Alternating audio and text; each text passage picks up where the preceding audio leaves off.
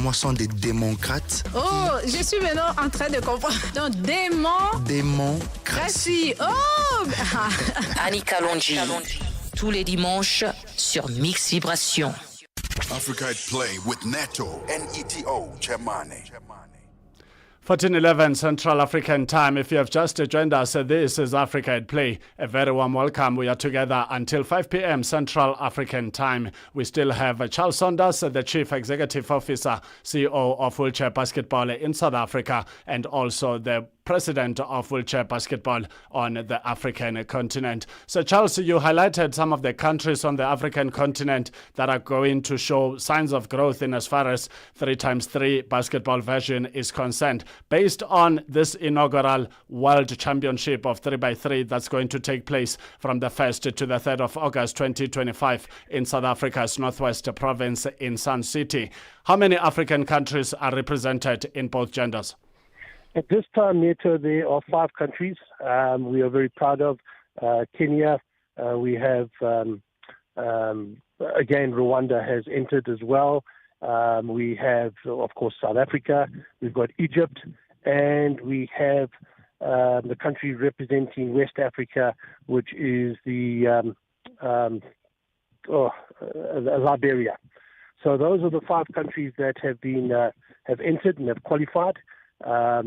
We know that Rwanda is very strong, Kenya is very strong, and Kenya ended up at the Commonwealth Games 4 years ago with South Africa.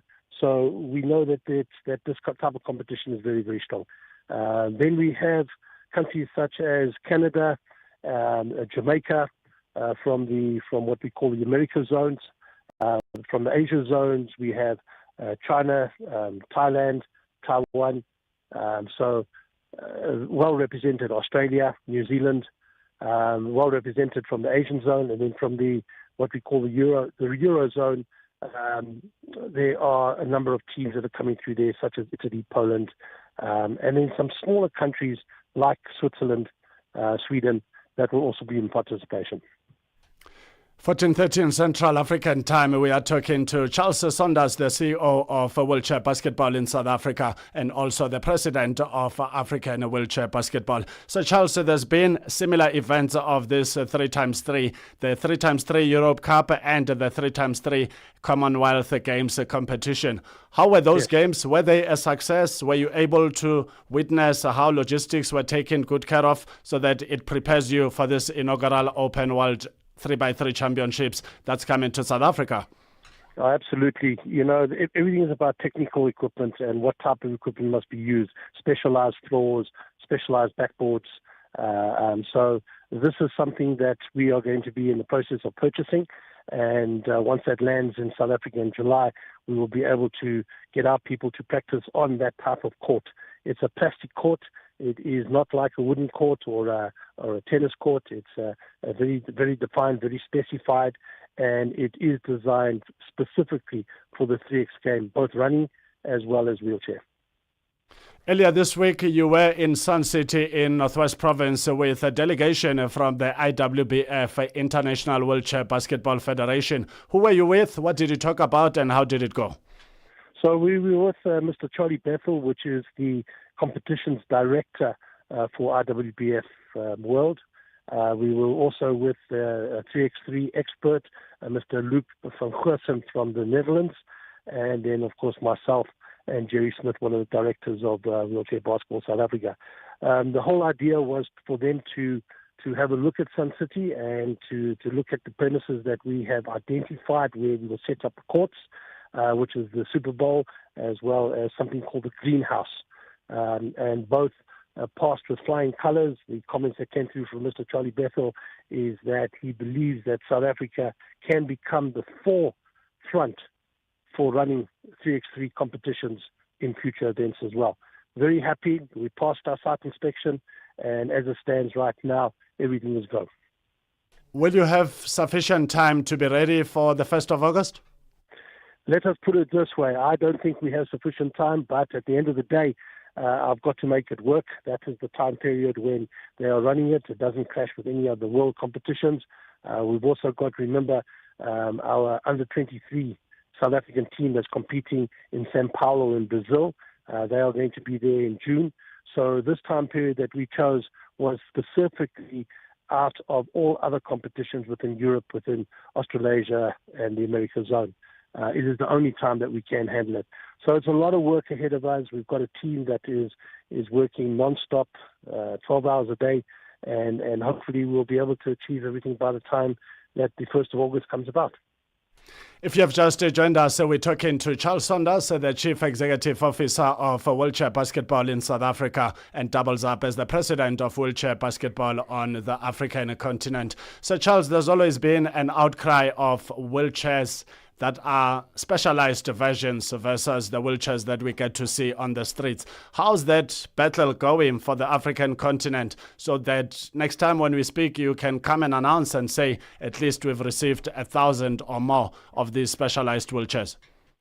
I would love to make that comment. I do know that the countries are struggling at the moment, but we have identified a gentleman that is based in Thailand, and he is making an aluminium chair, which is very competitive in price to the rest of the chairs around the world.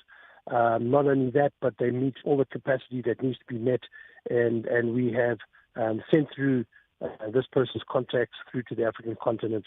I see that we had a good sell by Kenya and a good sell by Liberia, where they have now bought chairs in. Angola, of course, is the dark horse.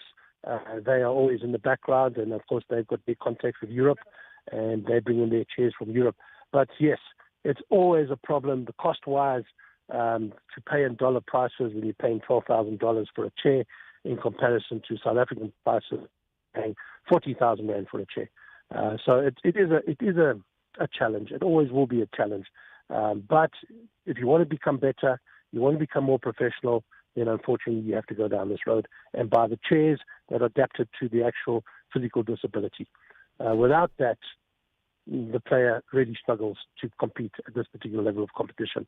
So yes, hopefully in a year, 2 years, we can turn around and say that all of our countries, which now we have 32 countries in Africa that play wheelchair basketball, will all be equipped with some sort of wheelchair that can make them competitive. Talk a little bit with us about the 32 countries that are playing wheelchair basketball, and what's your plan? What short-term and long-term plans are we talking, as we note that the African continent is blessed with 54 countries, but you are doing super well because you are above the 50% mark if you have 32, just around 60% or more. So what are you doing? What efforts are you putting on board to get as many African countries on board to play wheelchair basketball? So when I took over office in Africa way back before 2016, the idea behind us was to identify what countries are, first of all, adaptable for the physically disabled. That is what we concentrated on first. Which countries are out there that can physically enable those less fortunate, those disabled, to play. And there were very few countries when I started. In fact, there was only a total number of 12 countries that were playing wheelchair basketball, most of them from the north and from southern Africa. The rest, unfortunately, Central Africa, East Africa, West Africa, we didn't have many teams participating apart from Kenya and Nigeria on either side of the continent. Well, what we did, first of all, is that we engaged everybody in the continent. We engaged all the Paralympic committees who represent the different codes of sport. And once we did that, it was then a lot of work over the last 4 years on where we held online workshops. When I say accrediting coaches and referees, that was the first step, because without good coaches and without good referees, the game can't advance. Then, after we had received or had met the challenge of X number of coaches throughout Africa, we then started to talk to the Paralympic committees and through to the government's sports departments and say, right, let us run workshops within your countries. And that was the next phase. And we worked on that for for a period of 3 years. And now it's become automatic where countries are contacting us and saying, please, can you come through? New additions to RWB Africa is Namibia, which we're very proud to welcome. Benin, which has now come on board. And then, of course, Eswatini. So those are the 3 new members that have come on board. And Namibia has cried out to us to assist with their coaching programs, which we are gladly doing right now. We just finished coaching programs in the Congo, in Morocco, Algeria, and in Egypt. And yeah, from here onwards, it's go. It's a group of people that have dedicated their time and efforts and volunteered to do what is needed to be done.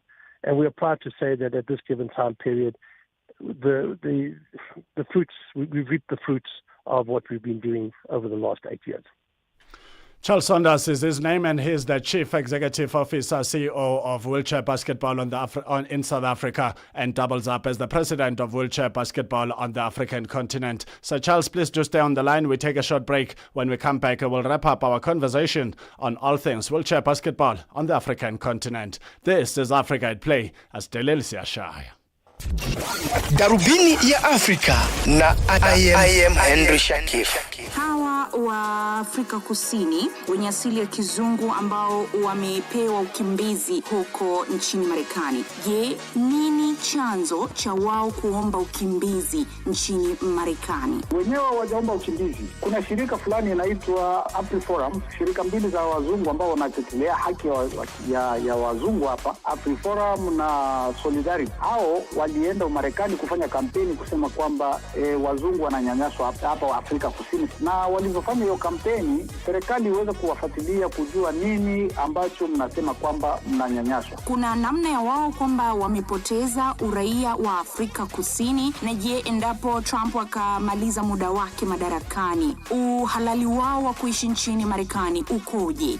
Itakuwa vigumu, kifupi itakuwa vigumu wenyewe kupoteza uraia wao. Darubini ya Afrika 11 kamili hadi 12 kamili majira ya Afrika ya Kati.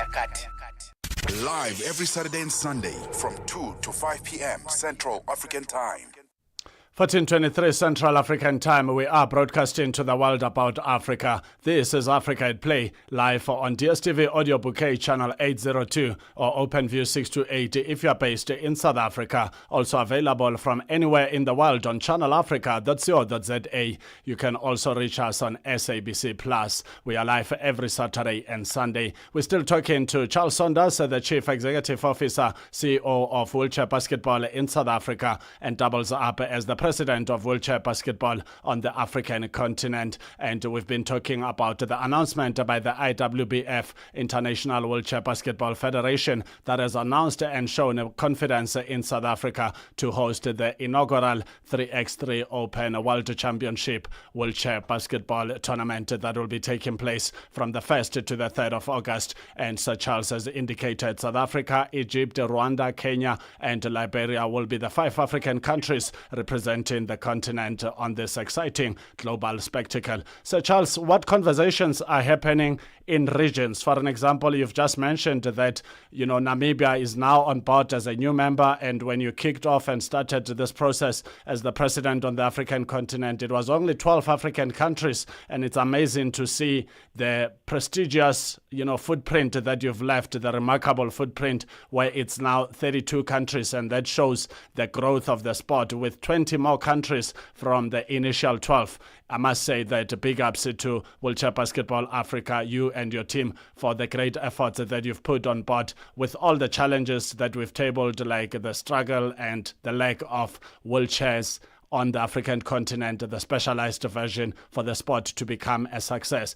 But if you take a country like Rwanda that is blessed with a beautiful facility, the BK Arena in Kigali, and it's showing signs of growth, but you also have a country like Kenya that's very passionate about sport, and many other countries across the African continent. What conversations are happening in every region to be able to help those that do not have what's theirs to be able to also play the sport while they're still working on plans to have facilities? Yeah, absolutely. Look, mostly, unfortunately, in all the countries in Africa, when you're at grassroots, not much gets done, apart from the dedication of those that are working every day to improve the lives of people that are physically disabled.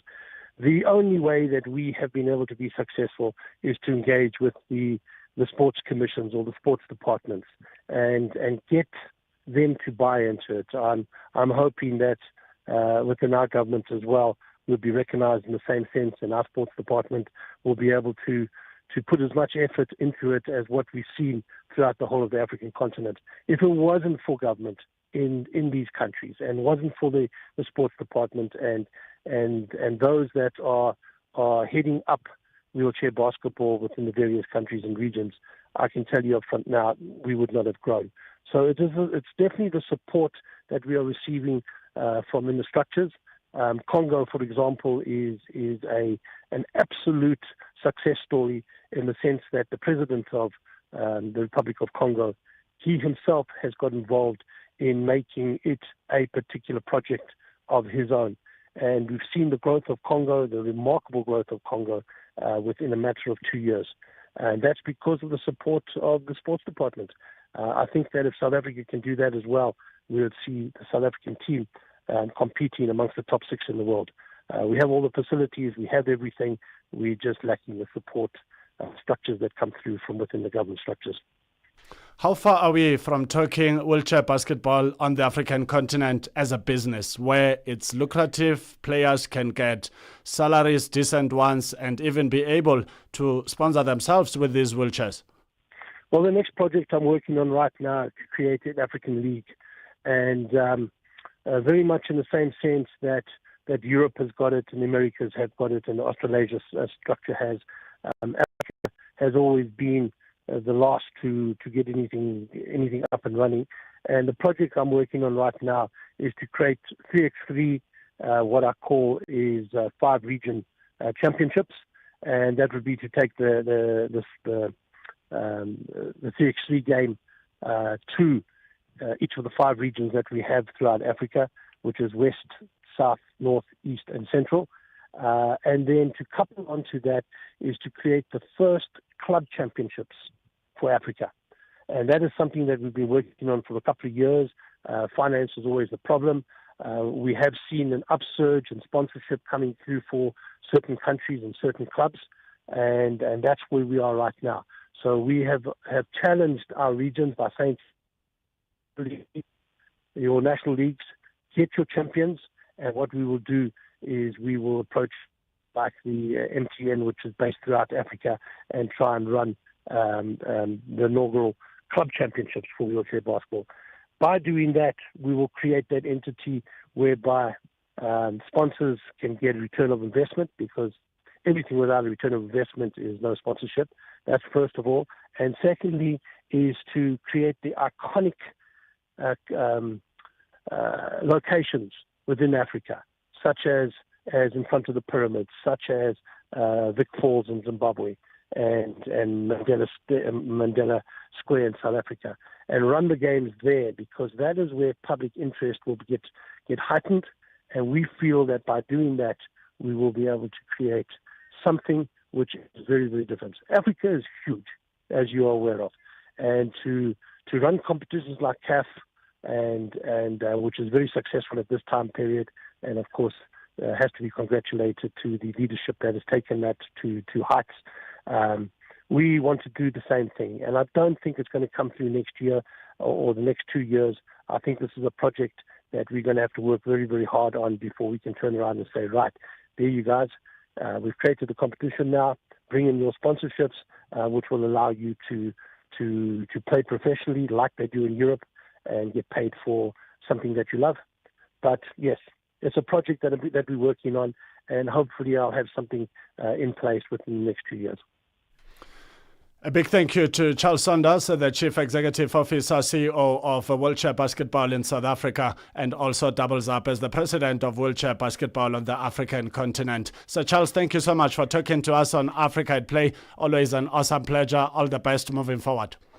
And once again, Neto, to you and to your team, thank you for always including us and really promoting us. We sincerely appreciate it. Thank you, sir. It's a pleasure, my good sir. We are here for the African continent. That was Charles Saunders, the CEO of Wheelchair Basketball in South Africa, and also doubles up as the president of Wheelchair Basketball on the African continent. Justin Vibes featuring Diamonds of Guijo and Azul Sirene, and the song is titled Uzozi Sola, which means you will regret. This is Africa at Play as Delil Siashaya. Let's dance together. The dance floor is calling all of us.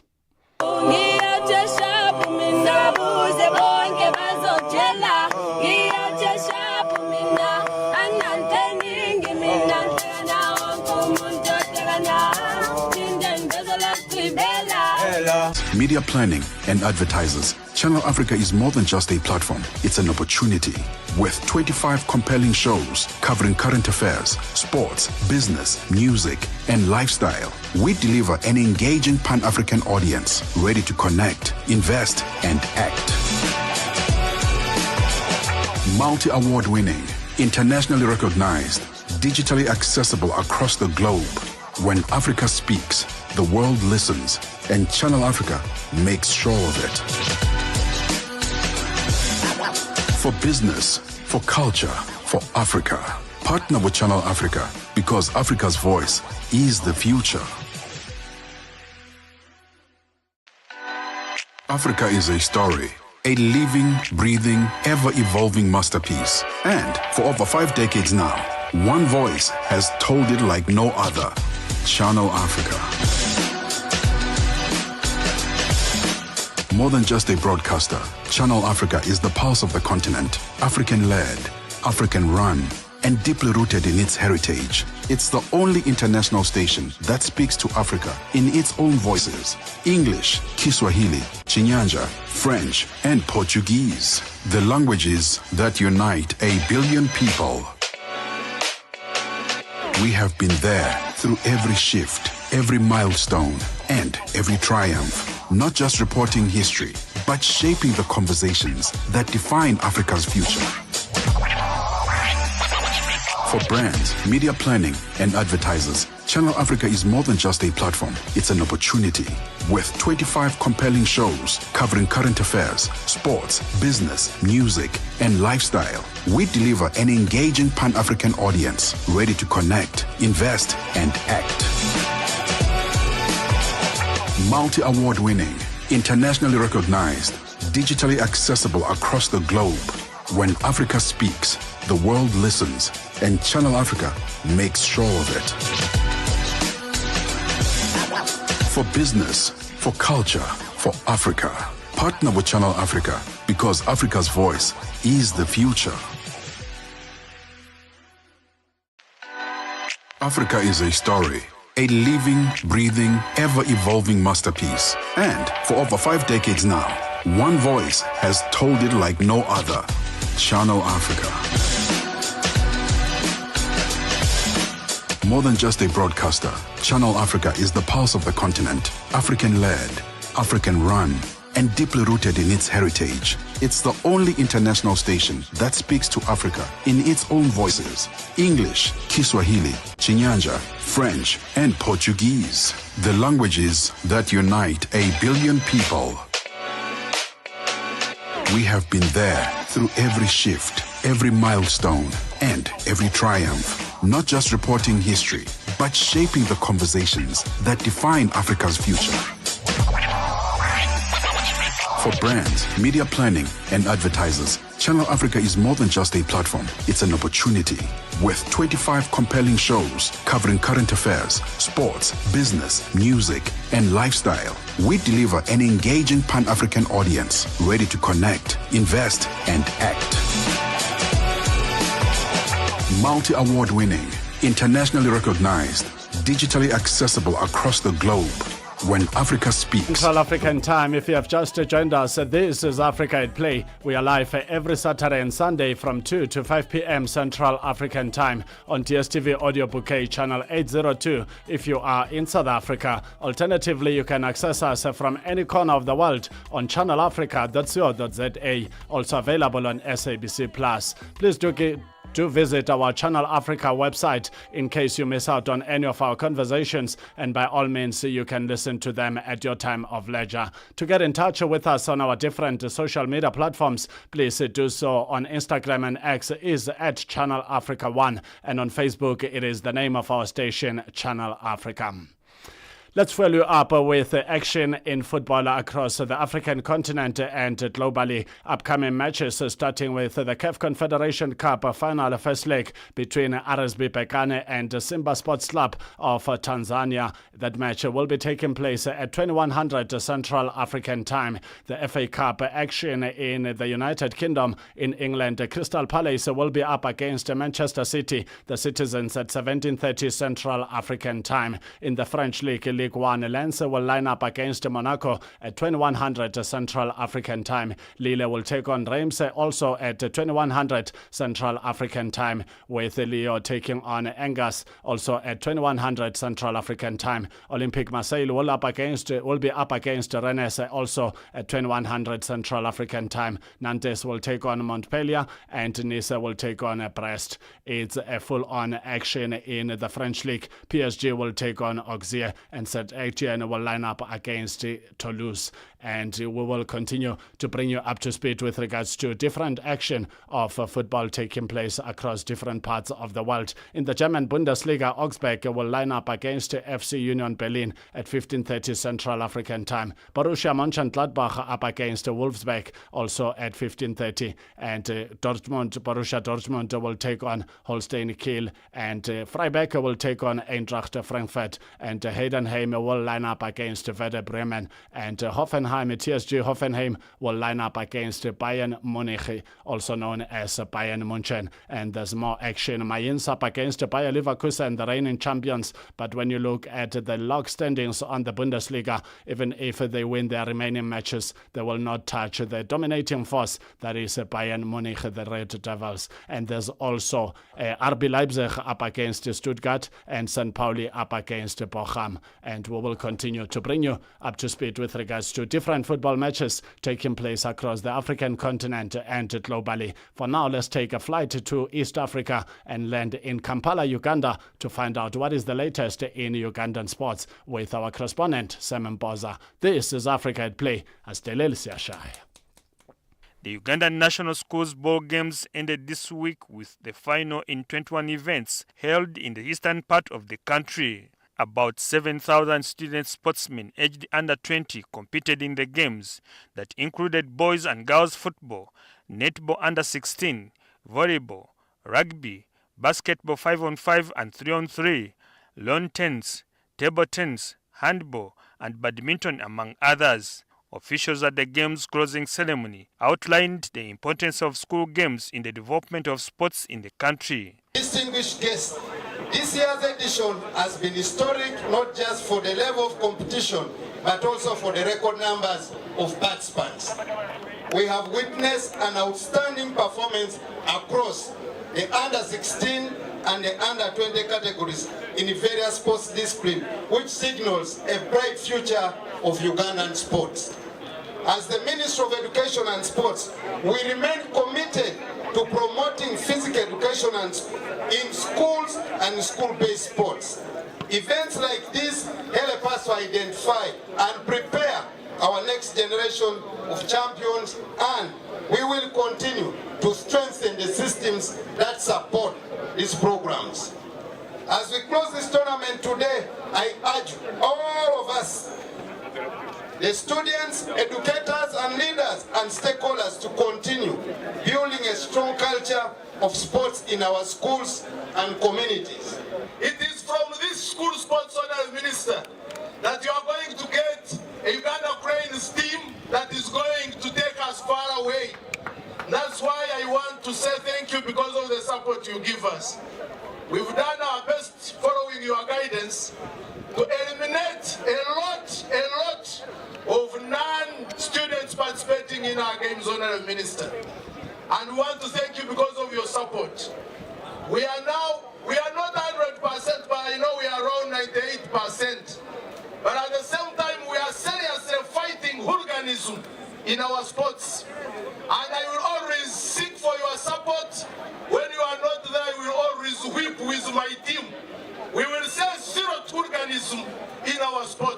stakeholders, I want to assure you that Uganda Secondary School Sports Association remains committed to improving these games and making them a nursery for sports development in our country. We will continue to work tirelessly to promote excellence, discipline, and fair play. I'm also glad to inform you, our chief guests, that most of the referees officiating these games and also assistant coaches in these games, plus the media, the young medias, are students who have been trained by us. And I would like to inform you that their performance is very high, and we are very proud of that. We aim to promote fair play, discipline, and a healthy competition. And our chief guests, the stakes are very, very high. Stakes are very, very high. But unlike what the bishop said here, that only the winner will take the prize, for us, everybody is the winner. Just by coming here, they have already won because they are champions from wherever they are coming from. The best 4 teams from each category qualified to represent Uganda in the forthcoming East Africa Secondary School Games due to be held in Kenya. Meanwhile, 3 Ugandan teams have reached the semi-final of this year's East Africa Netball Championship for clubs. National champions Uganda Prisons Netball Club, Kampala Capital City Authority Netball Club, and defending champions National Insurance Corporation Netball Club, who play in the semi-finals of the championship hosted by Zanzibar on Monday before the final game on Tuesday. She Cranes and Uganda Prisons shooter Christine Namulumba says her team is determined to win the title this time round. We're having 2 wins, and we are hoping to win all the teams that are in our group. And we've come here not just to participate, but to compete with our opponents. And we are ready to face everyone that comes our way. Whoever comes, we are ready to smash them. Meanwhile, with the Uganda Premier League left with only 1 match day to end, Vipers Sports Club were declared winners of the title this week after beating Chitara FC 2-0. The Venoms retained the title and will once again represent Uganda in the next CAF Champions League. And that is it from Kampala for now. Thank you for listening. My name is Sam Poza. We're celebrating another year of broadcasting Africa to the world.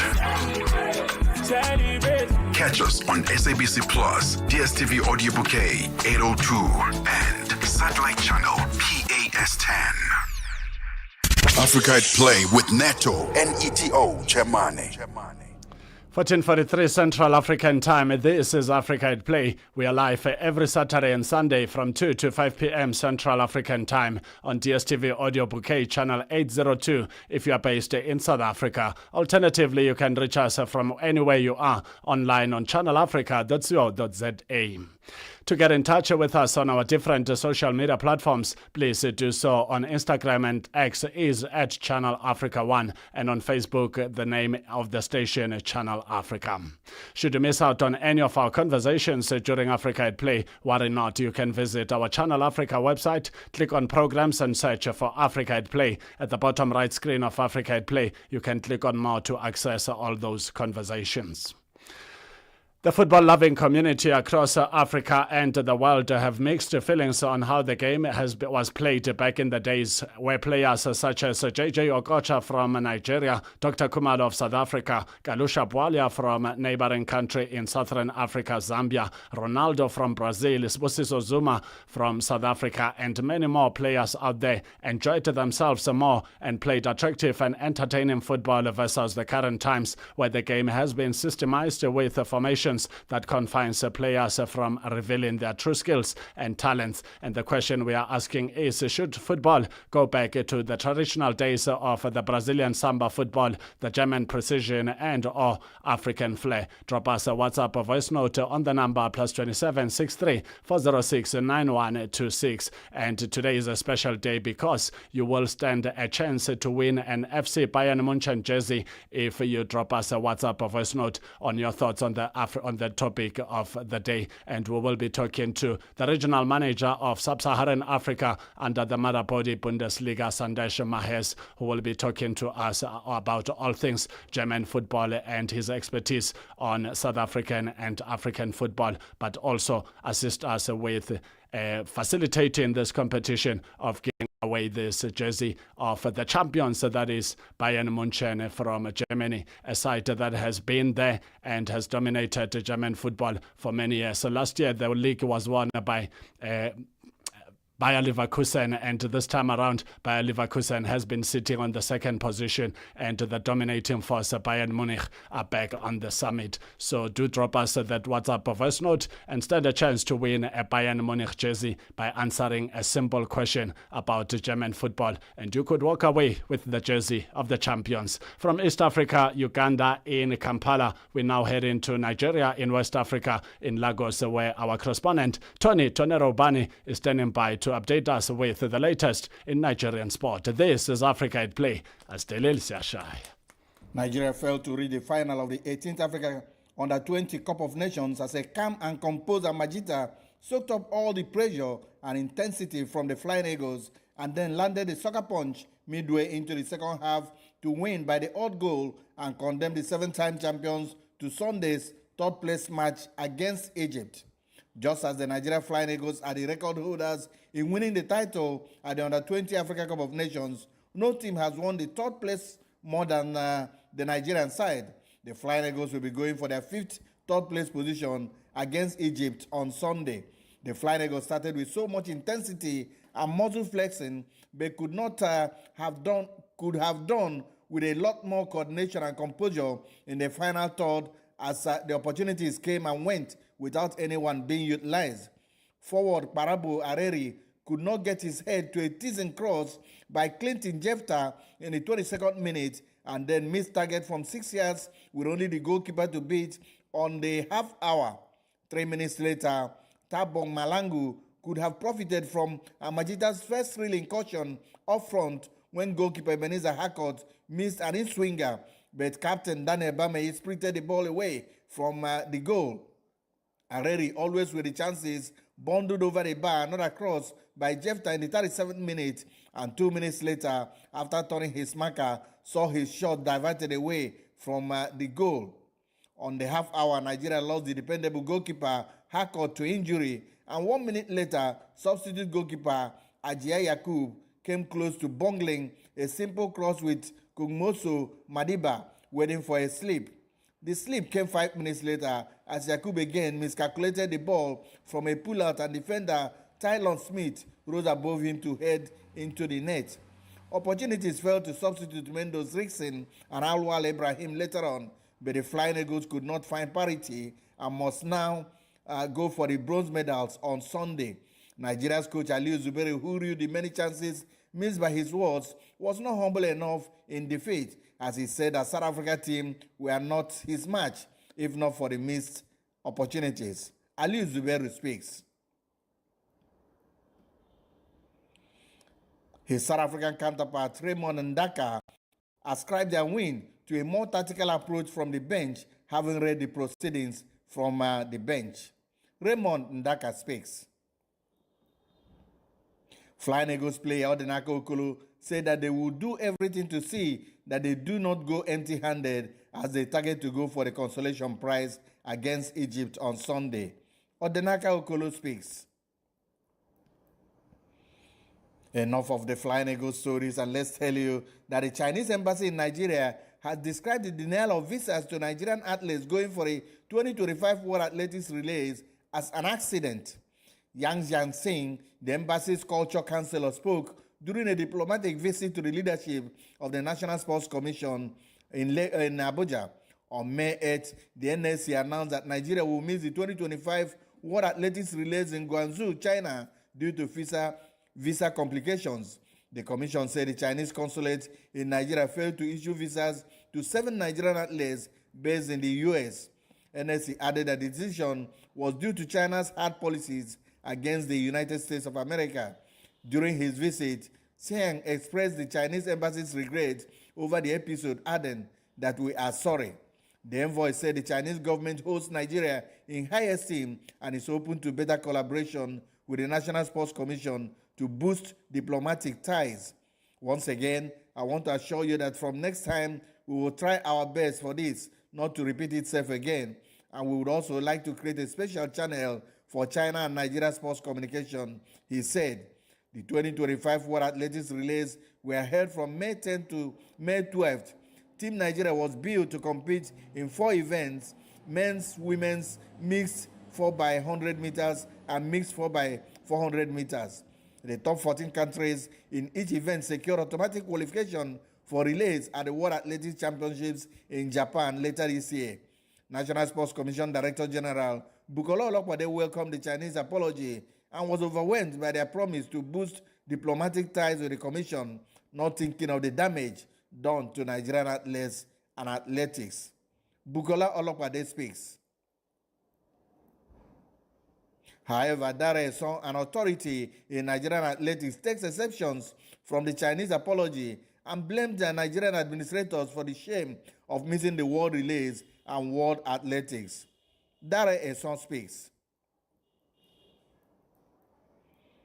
Super Eagles striker Victor Osimhen has expressed deep appreciation to his teammates and fans after leading Galatasaray to a cup trophy.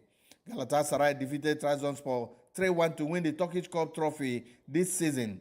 The Nigerian forward now has 35 goals this season after scoring twice, securing his place in the Turkish club's history and setting a new milestone.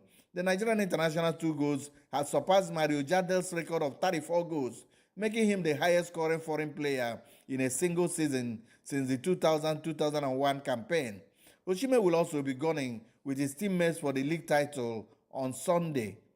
Osimhen speaks. The National Sports Commission has officially announced the formation of the local organizing committee for the highly anticipated 3rd African Under-18/Under-20 Athletics Championship. The championship is set to take place in Abeokuta, Ogun State from July 16 to July 20, 2025. The 15-member committee comprises a diverse group of experienced professionals in sports administration and related fields. In a statement, the National Sports Commission stated that the local organizing committee's primary responsibility is to ensure the successful planning and execution of a world-class athletics event. According to the Director General of the National Sports Commission, Bukola Olokwade will chair the LOC, while Wasiu Isiaka will serve as the Vice Chairman. Other notable members include veteran journalists and public servants Arabirin Aderunke Etoyebi, Mr. Sazo Bueze, Ms. Rosa Collins, Mr. Gazama Tafiga, and Mrs. Chichi Nwoko. Mr. Shagaya Abdulmin will serve as the secretary. Aderunke Etoyebi, who brings nearly 2 decades of media experience to the committee, expressed her enthusiasm for the role. Sports is my passion. I've used it as a tool to combat social vices and uplift communities. This appointment is a call to service, and I'm fully committed to ensuring Nigeria delivers one of the best organized age-grade athletics championships on the continent, she said. The African Under-18, Under-20 Athletics Championship is expected to draw over 500 athletes from 53 African countries. With Abeokuta's upgraded sports infrastructure, Nigeria aims to host a memorable edition of the competition showcasing the best of African youth athletics. Algeria head coach Farid Benstiti believes the Super Falcons remains one of the best teams in world football. Benstiti made this known in an interview on CAF Online, where he recounted working with Asisat Oshoala in China. He called Oshoala a friend and spoke highly of her influence. Benstiti also acknowledged the strength of other group teams like Botswana and Tunisia, but maintained that Nigeria remains the standard for success in African women's football. Nigeria, the benchmark, Benstiti told CAF Online. I had the pleasure of working with Asisat Oshoala in China. She's a friend now. Nigerians aren't just Africa's best. They are among the top 10 in the world. And before we go still on women football, the Nigeria Women Football League yesterday confirmed the total prize package of 24.5 million naira for the ongoing 2025 Nigeria Women Football League Premiership Super 6, offering increased financial incentives for all 6 participating clubs. According to the breakdown, the eventual champions will pocket 10 million naira, maintaining the standard of the past 2 editions. The runners-up will earn 6 million naira, while the top place team gets 4 million naira, both representing a 1 million naira, while the third place team gets 4 million naira from last season. In a significant improvement, the bottom 3 teams will each receive 1.5 million naira, up from 500,000 naira last season, stressing the league's commitment and keen intent to support all teams financially. NWF chairperson Kechi Obi described the revised price structure as a critical part of the league's ongoing efforts to professionalize women's football in Nigeria. This is a deliberate step to ensure that all clubs leave the NWFL Premiership Super 6 with something tangible, Obi said. By increasing the financial rewards, especially for the bottom 3, we are reinforcing our commitment to professionalizing the women's game and encouraging more investment at club level. The prize money comes in addition to the prestigious opportunity for the champions to earn Nigeria's sole ticket to the WAFU regional qualifiers for the CAF Women's Champions League, Africa's top club competition, and potentially qualify for the inaugural FIFA Women's Club World Championship next year should they reach the final. And the 2025 edition wraps up this weekend. 4 clubs, Bayelsa Queens, defending champions, Edo Queens, Nasarawa Amazons, and debutants, Raymond Stars ladies, remain firmly in contention. Recall that the last 4 editions of Super 6 finals have been won by 4 different clubs, adding to the anticipation over which team will emerge as the new champions of this tightly contested season. For Channel Africa Sports, John Ubane reporting from Lagos, Nigeria. Channel Africa, your voice, your sound, and your home. Stay logged right here.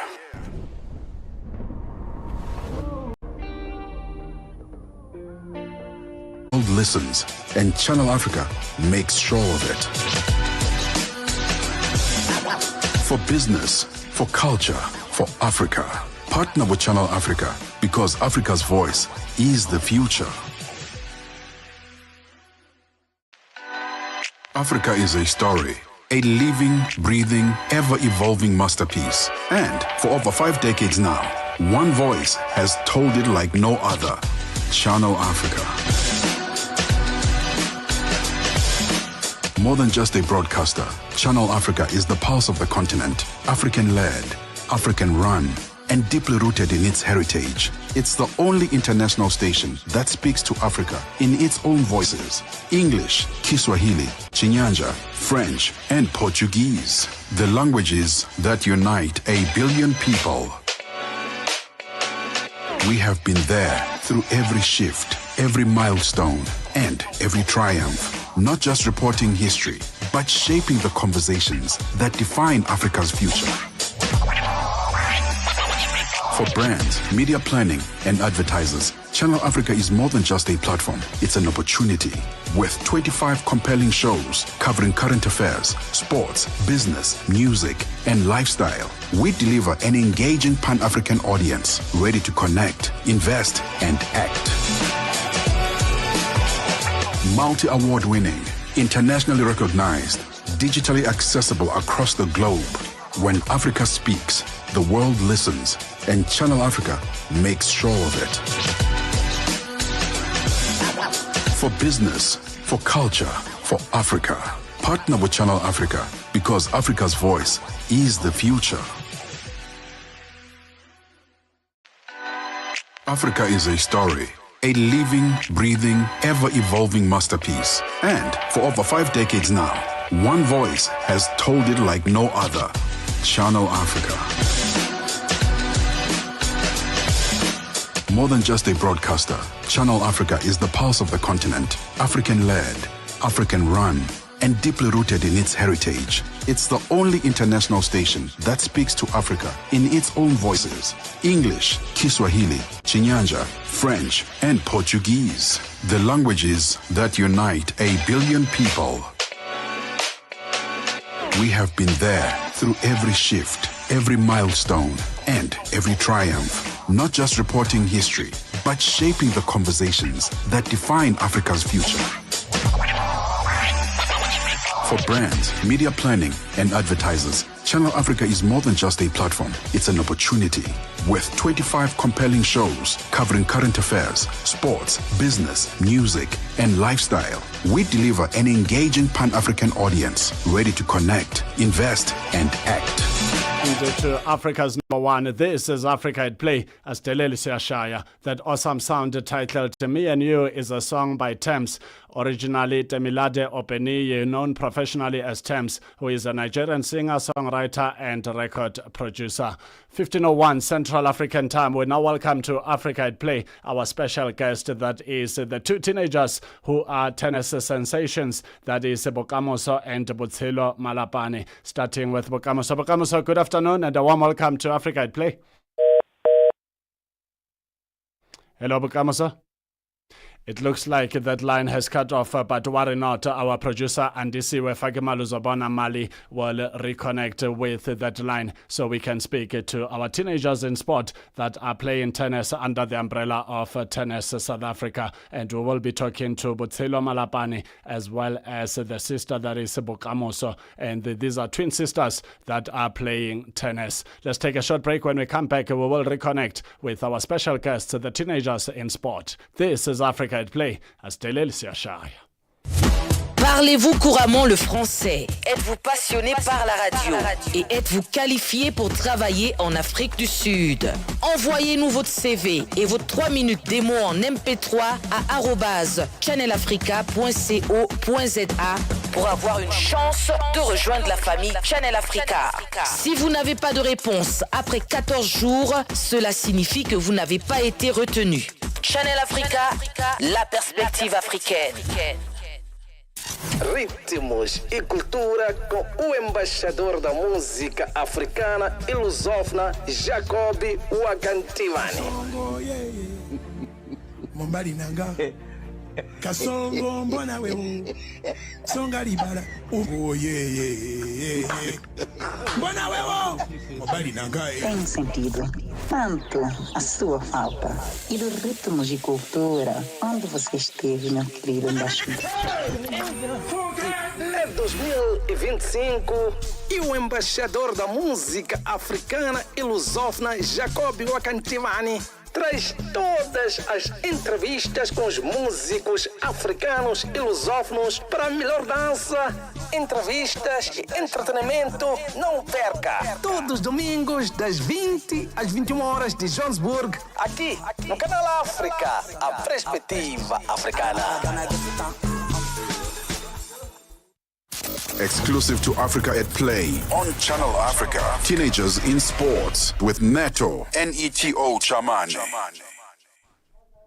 15:03 Central African Time. You are still tuned in to Africa at Play. We are live every Saturday and Sunday from 2 to 5 p.m. Central African Time on DSTV Audio Bouquet Channel 802 or OpenView 628 if you are here in South Africa. Alternatively, you can reach us from anywhere you are on channelafrica.co.za. Also available at your fingertips on SABC+. A reminder on our exciting topic of the day: the football-loving community across Africa and the world have mixed feelings on how the game was played back in the days where players such as JJ Okocha, Dr. Kumalo, Alusha Bwalia, Ronaldo, Spusiso Zuma, and many more enjoyed themselves more and played attractive and entertaining football versus the current times where the game has been systemized with formations that confines players from revealing their true skills and talents. The big question we are asking is, should football go back to its traditional days of the Brazilian samba football, the German precision,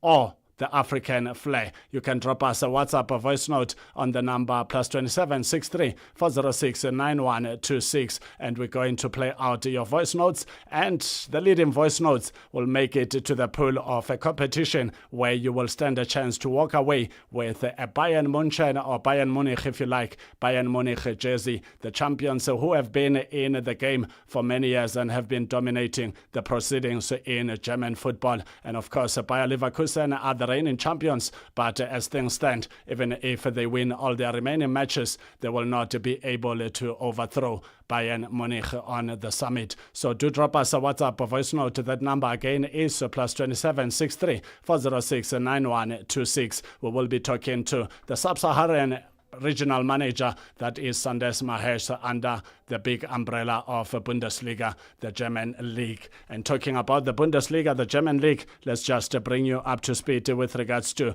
different matches that will be taking place this afternoon and this evening.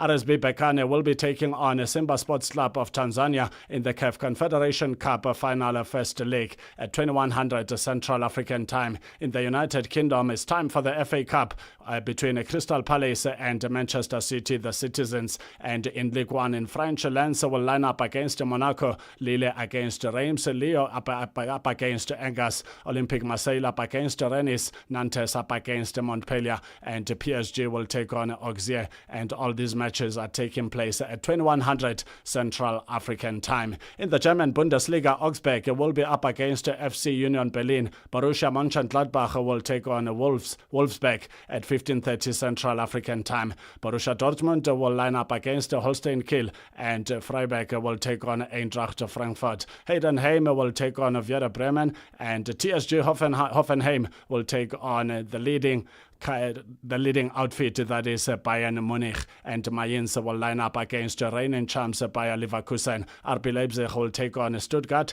and St. Pauli will take on Bochum. We will continue to bring you up to speed with regards to all things, different fixtures taking place across the African continent and globally. We're looking forward to that glittering conversation with the Sub-Saharan regional manager, that is Sandes Mahesh, serving under the big mother body of German football, the Bundesliga. And that's where we will be giving away that beautiful champions jersey of Bayern Munich. Let's now welcome the twins to the Teenagers in Sport conversation. We've got Bokamoso and Botselo Malapane, and they're both 13 years. Of course, they are twins. They must be the same age. Let's start with Bokamoso. Bokamoso, good afternoon and a warm welcome to Africa at Play. Good afternoon, Bokamoso. Hello. How are you doing? Good. I'm good, thank you. Talk to us about you and tennis. When did you start holding a tennis racket? I started playing tennis at 2021, 10th of February. This is interesting. So you are sitting on about 4 years experience from 2021 to 2025. How has it been playing tennis? It was good, fun, and exciting.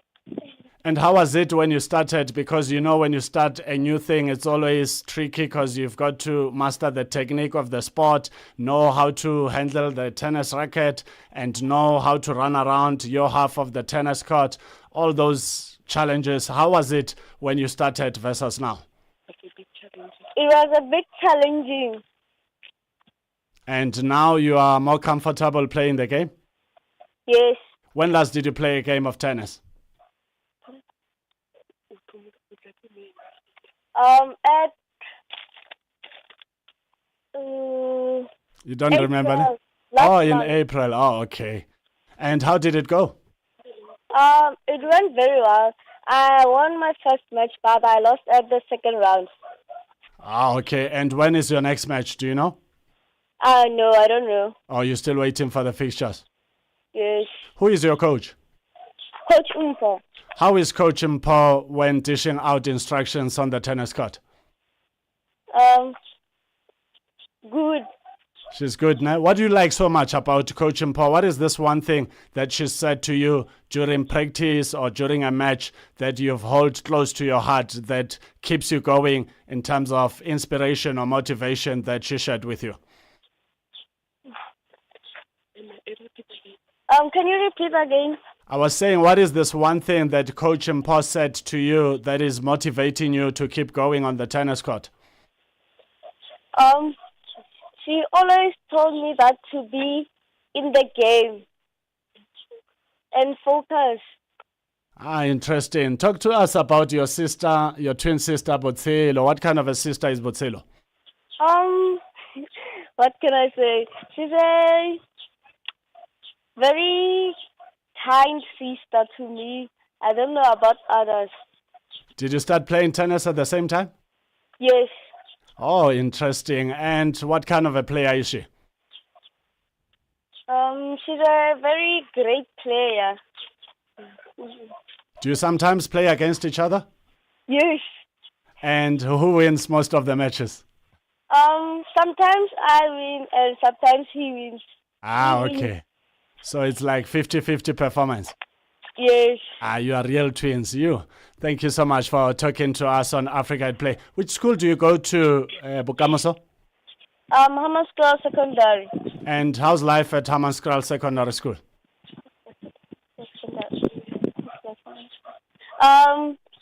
Good. Yeah.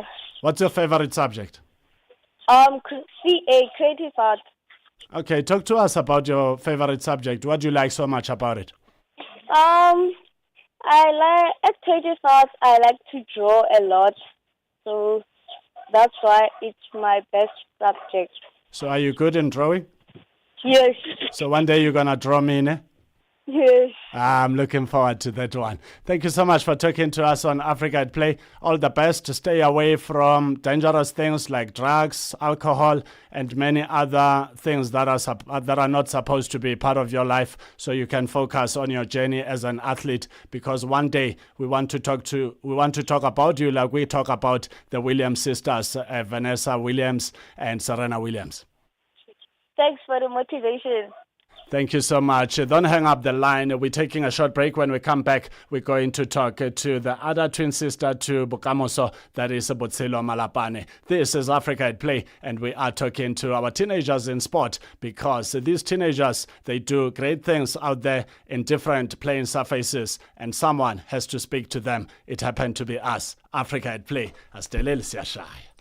Es-tu préoccupé par quelque chose? Es-tu passionné par les questions qui comptent? As-tu une voix qui mérite d'être entendue? Eh bien, nous avons la plateforme parfaite pour toi. Téléphone-nous ou fais-nous un WhatsApp au +27 66 408 87 42 et nous te rappellerons. Sois dans la conversation. Salut Channel Africa, ici Beno le diamant rouge et Binal Sport depuis le Cameroun, le Lyon, voilà. Sois dans la conversation. Il ne s'agit pas seulement de parler, mais c'est ta chance d'exprimer ton point de vue, de partager tes opinions et de t'engager avec une communauté qui valorise ton avis. Suivez-nous sur les réseaux sociaux, visitez notre site www.channelafrica.co.za et préparez-vous à partager vos points de vue sur Channel Africa, la perspective africaine. Exclusive to Africa at Play on Channel Africa. Teenagers in Sports with Neto, Neto Chemane. A very warm welcome to Africa at Play, and thank you for tuning in. We are live every Saturday and Sunday from 2 to 5 p.m. Central African Time, broadcasting to the world about African sport and, of course, covering global sports, every event happening in different parts of the world. We are in the middle of an exciting conversation with our teenagers in sport, the twin sisters, 13-year-old tennis sensations. We spoke to Bukamoso, and we now welcome to the conversation the twin sister Botshelo Malapane. They are both 13 years. Botshelo, good afternoon and a warm welcome to Africa at Play. Good afternoon. How are you doing? Good, and you? I'm good, thank you. Your sister said all the nice things about you, that you are an amazing sister to her. What kind of a sister is she to you? She's a very amazing sister to me. Ah, that is so good. What is this one thing that you like so much about her? I love a lot of things about her. And she says sometimes you play against each other when playing tennis. What becomes the conversation when you've won or when she's won? Who says what to the other? She always encouraged me when I lost. And what happens when you win? Do you also encourage her? Yes. Ah, okay. What do you like so much about playing tennis? I love a lot of things about tennis because tennis helps us tennis helps us to stay away from streets. Ah, that is so good. And in school, what's your favorite subject? Who's your favorite teacher? Maths. Mathematics. Wow, so you are good with numbers. 7 plus 6? 7 plus 6.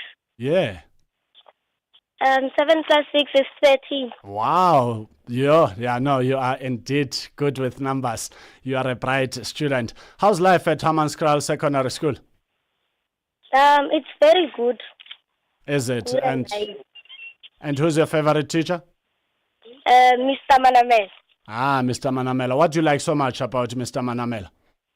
I love a lot of things about him because he can explain for us very well. If you have just joined us, we are talking to the twin sisters, 13-year-olds Bokamoso and Botshelo Malapane, that are both playing tennis in Hammanskraal, and they both go to Hammanskraal Secondary School. They are at the moment doing good on the tennis court. So, Bokamoso, talk to us about the future. Botshelo rather, if you make it big in tennis, where would you like to see yourself one day? In Australia. In Australia, playing at the Australian Open? Playing WTA. Wow, this is so interesting. What kind of a coach is Coach Mpo? She's a very kind person. She's a very kind person, and she's very nice. That is so nice. Thank you so much for talking to us on Africa at Play. All the best. Continue doing good in school and on the tennis court. Thank you. That is Botshelo Malapane, the sister to Bokamoso Malapane. They are twin sisters. 13-year-olds are going to Hammanskraal High School, and they are playing tennis in Hammanskraal just after Pretoria. Let's also welcome another teenager in sport, also playing tennis, Unkagile Sefolo, a 14-year-old. Unkagile, good afternoon and welcome to Africa at Play. Good afternoon. How are you doing? Good, and yourself? I'm good, thank you. What did you have for breakfast? Boiled eggs. Boiled eggs, are those your favorite? No, not really. Okay, it was just one of those days where you were trying them out. Yes. What's your favorite dish? I don't know. I eat anything. Anything, as long as there's meat, ne? Yes. Yeah, that's Unkagile Sefolo, a 14-year-old tennis player. Unkagile, when did you start playing tennis? I started playing tennis in 2020 on the 17th of February. This is so interesting. You even know the specific date. 2020, the 17th of February. And what do you like so much about the sport of tennis? I love a lot of things about tennis because it helps me keep busy and stay out of trouble. That is so true. Are you also playing under Coach Mpo? Yes. What kind of a coach is Coach Mpo? She's an amazing coach. When you speak to her, what is it that she always says helping you to improve your game of tennis? She always tells me to focus in my game and I must not listen to people who talk bad about me. And I just need to pull up my socks and work hard to achieve more. Wow, incredible. When last did you play tennis and how did it go? I played, I think, on the 1st of May. On the 1st of May. Did you win or it was one of those days where it didn't go Unkagile's way? It was one of those days. Nah, worry not. You'll bounce back in the next match, ne? Yes. Thank you so much for talking to us on Africa at Play. Have an awesome afternoon further. Thank you. You too. 15:19 Central African Time. That's how we wrap up our conversation with our teenagers in sport. Unkagile Sefolo, a 14-year-old, as well as the sisters and Botshelo Malapane, talking to us about their sports journey on Africa at Play. And these conversations are of paramount significance because one day you will see these sensations on TV and you will remember this day. That's the beauty of sport. Thank you so much for tuning in to Africa at Play. We are now going to Lusaka, Zambia, to touch base with our legendary correspondent Namuchana on our topic of the day as we build up to our conversation with Mr. Sandesh Mahes, who is the Sub-Saharan regional manager on the African continent representing the Bundesliga. But before we do that, let's take a short break and we'll hit straight to Namuchana to bring us up to speed with this exciting topic of the day, talking to football pundits in Zambia. This is Africa at Play. as Delil Siashaya. Do drop us a WhatsApp or voice note on your thoughts on our topic of the day, where we compare him back in the days football with the current football, as it seems like back in the days players had more freedom to do what they wanted to do creatively and showcasing their talents. But as it stands, it looks like football is more structured, where everything goes according to the coach's instructions. But some coaches will tell you that we don't have issues with players expressing themselves the way they want to, as long as they do it during the right times of the game and not in their own half. The number to dial is +27 63 406 9126. You will stand a chance to walk away with a Bayern Munich jersey if you make it to the final stage of the tournament, of the competition. This is Africa at Play, as Delil Siashaya. Africa, meet Abedi. Yeah, that's me. Abedi is a music lover through and through. I really love African music. He's got a taste for all kinds of tunes and spends his days listening to Channel Africa. Guess what? He didn't know. Okay. Channel Africa wants to help Abedi and all music lovers everywhere to discover even more incredible music. That is why Channel Africa is calling on all African musicians to submit their music. Musicians, remember to give us all your relevant information. Make your submissions at music@channelafrica.co.za. Submissions are your chance to be heard on radio. But sadly, they do not guarantee that you will be playlisted. All submissions will be carefully reviewed to see if they meet our station's requirement. Channel Africa, the African perspective.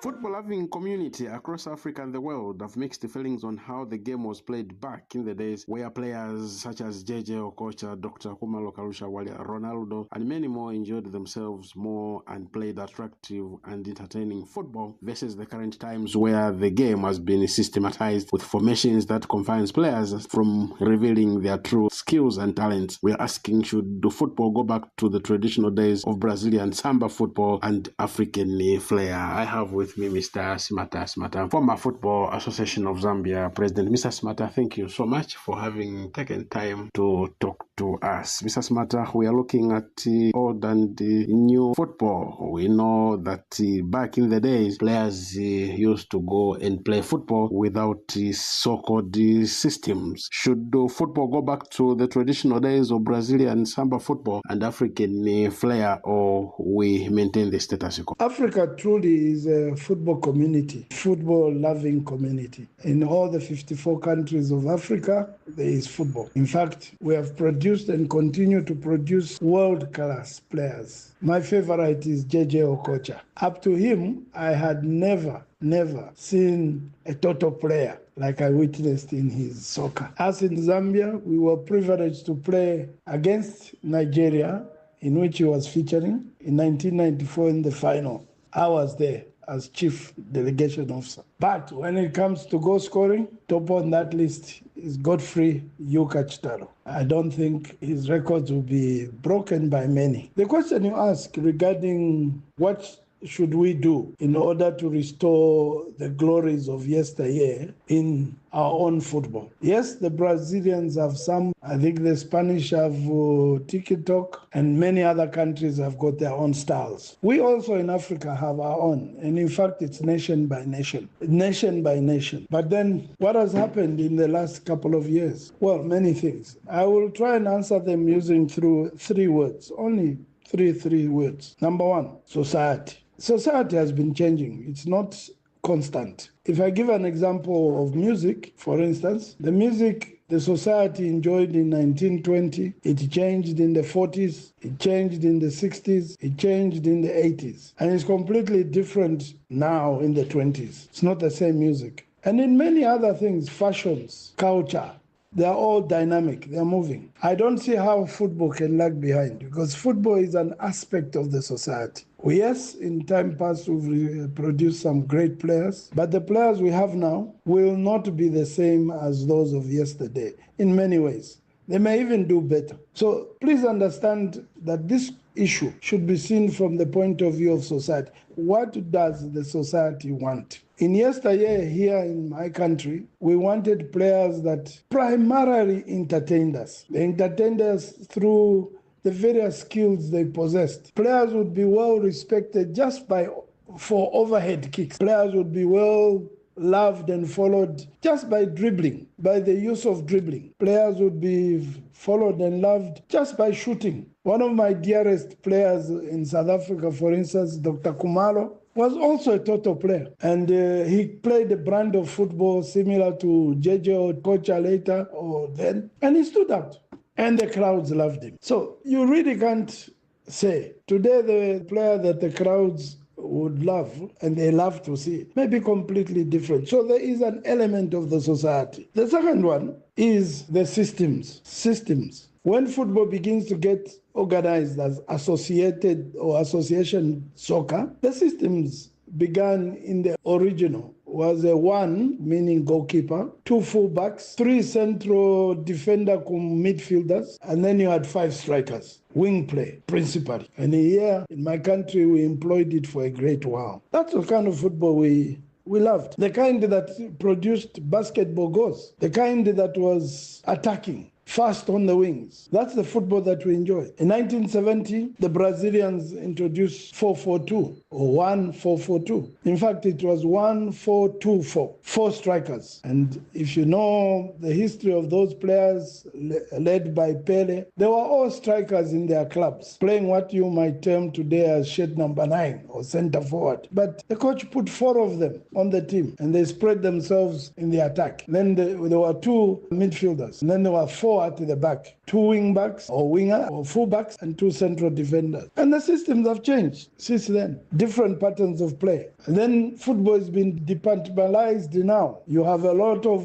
lines on the pitch, areas on the pitch, and it's played that way. So the system also being employed may not produce the kind of players like Okocha, Dr. Kumaro, Karusha Bwalia, Ronaldinho. It may not, because it has confined players to spaces. The system that footballers play today is planned. They have some element of individual brilliance, but the expectations are already set out. Thirdly, we also have what I would call seasons. I've actually alluded to all of them. In the weather, you have winter, autumn, summer, spring. When I was in school, they taught us to remember that by the word SAWS, S-A-W-S. S for summer, then comes autumn, then comes winter, then comes spring. Now, I know in Africa we don't quite have those kind of seasons, but just to illustrate my point, football has gone through winter, autumn, summer, and spring, and it will continue to. There are seasons in soccer. There's a season when we had the Kumaros, the Karusha Warriors, the Ronaldos in the world. And then there are seasons when we have winter. Like there's basically no player out there to take the position as number 1. And some of the seasons, like autumn and spring, are even shorter. So we have abundance,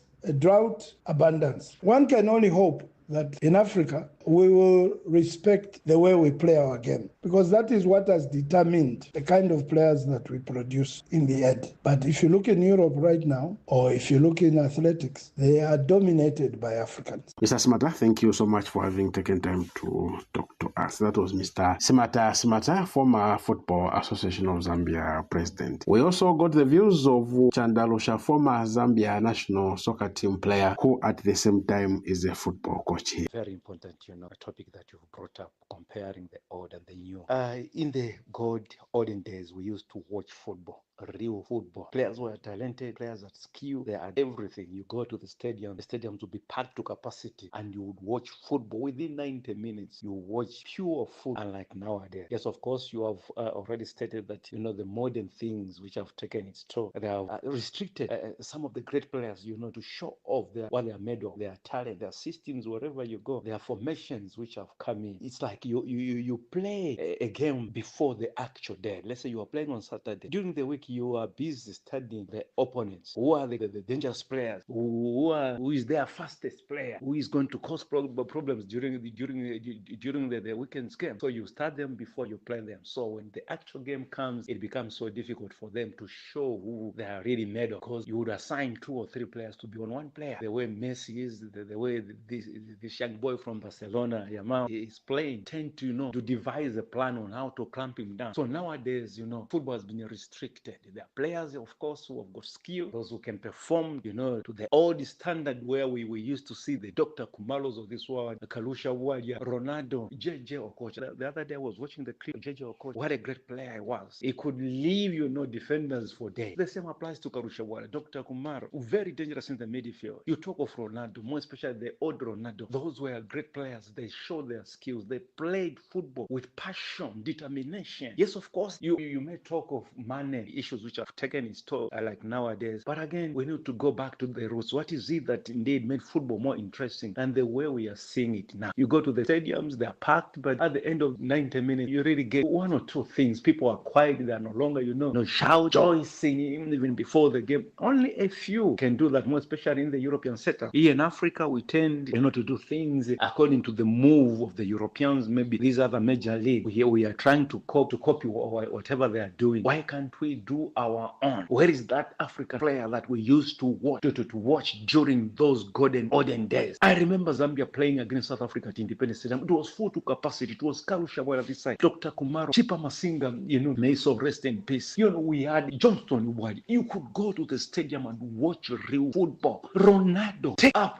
defenders like, as if he's just playing, but it was a skill at its best. Nowadays, we need to teach skill. You can imagine. Nowadays, it's quite difficult. You want to tell the player what to do, this and that. You say, no, I'm restricted. I can't do this and that. Where is that flair today? Football has lost its cream a little bit because of these modern things which have come. Yes, it has been modernized, which is well and good. But I don't know what will happen in the next 10 years, how football is going to look like. Because each and every day, people are devising new things. New systems are coming up. New things, as far as, rules for coming in, television, computer. So we don't know exactly what is going to happen in the next 10 years. But in the olden days, traditional, days, we used to watch real football. Players had skill. Players had everything. You just tell them what to do. Put him in the team. He will deliver. But nowadays, you need to beg for players to perform. We have lost it a little bit, but it's very difficult again to go back to the tradition because we need to embrace the modern thing. This is what is happening at the moment. Move with the current situation. Players need to know we are playing for entertainment. Yes, money is there, but again, given an opportunity, all you need, can you show off your skill? Can you deliver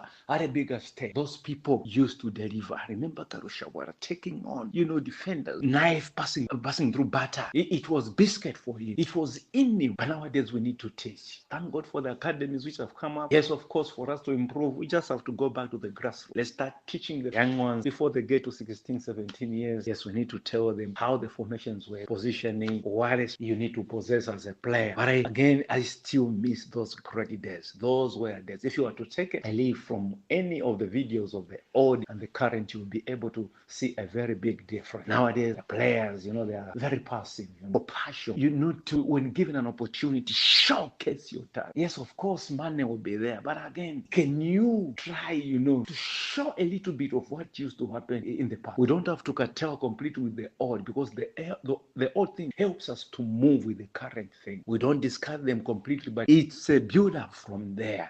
We thank, the players who stood out, to show talent around the globe. And now, even now, we are seeing players coming off with good talent, skill, they're showing, playing for entertainment, having passion. But again, we need to embrace the talent that has been given. It's an inborn thing. Even us coaches, what we do is the player comes in with whatever he has. We only blame. We don't give the skill. They come with their own skill. All we do is to make sure that they know how to position themselves, when to release the ball, when to dribble, when to defend, when to attack. This is what we are doing. In the old days, there were a few messages of those, but players were very intelligent. They used to communicate properly, blend a proper team, people fighting for position. Nowadays, player enjoys to be on the bench. Instead of telling the coach, this is my time, I want to play, they are on the bench enjoying all the money that they give. Thank you so much. The views of Chanda Losha, former Zambia national soccer team player. We were looking at something that has to do with the old and the modern football. We were asking, should football go back to the traditional days of Brazilian samba football and the African flair? We had Mr. Simata and the Chanda Losha for Channel Africa Sports. I'm Chana from Zambia.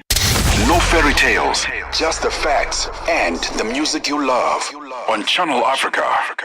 Africa at Play with Neto, Neto, Chemane. 15:35 Central African Time. A warm welcome if you have just joined us. This is Africa at Play, live on DSTV Audio Bouquet Channel 802 or OpenView 628 if you are based in South Africa. If not, worry not, you can always reach us from anywhere in the world online on channelafrica.co.za, also available on SABC+. We now welcome to Africa at Play Mr. Sandesh Mahez, who is the regional manager for Sub-Saharan Africa for Bundesliga International. Mr. Mahez, good afternoon and a warm welcome to Africa at Play. Good afternoon, listeners, and good afternoon, Mr. Chemane. Nice to be back. Yeah, talk to us about this exciting journey of Mr. Mahez being the Sub-Saharan regional manager for the African continent, representing a big brand like the Bundesliga. It's been phenomenal, Neto. Obviously, it started early March, joining from the SABC. It started with the Bundesliga team. Very interesting. Very nice to see how the Germans are looking at Africa as an opportunity, and they see the how to explore the South African the African continent. There's a lot of talent in Africa, a lot of passionate football fans, and definitely a place for the Bundesliga to make its mark. Super exciting indeed. 15:36 Central African Time. If you have just joined us, a very warm welcome to Africa at Play. We've got the Sub-Saharan Africa regional manager representing Bundesliga International, which is the elite league in Europe, in Germany to be precise. And if you are listening to us, please do drop us a WhatsApp or voice note. And this jersey over here could be yours, the Champions jersey. That is the jersey for FC Bayern Munchen. They've got 5 stars to their name, so that tells you the pedigree of the club we are talking about. The number to dial is +27 63 406 9126. And the big question we are asking, we're comparing football of back in the days, during the days of JJ Okocha from Nigeria representing the Super Eagles, Dr. Kumalo of South Africa, 16 Valve, Sbusiso Zuma, and many others. There's Kalusha Bwalia in Zambia, and there's many other stars. If we were to open a book of stars here,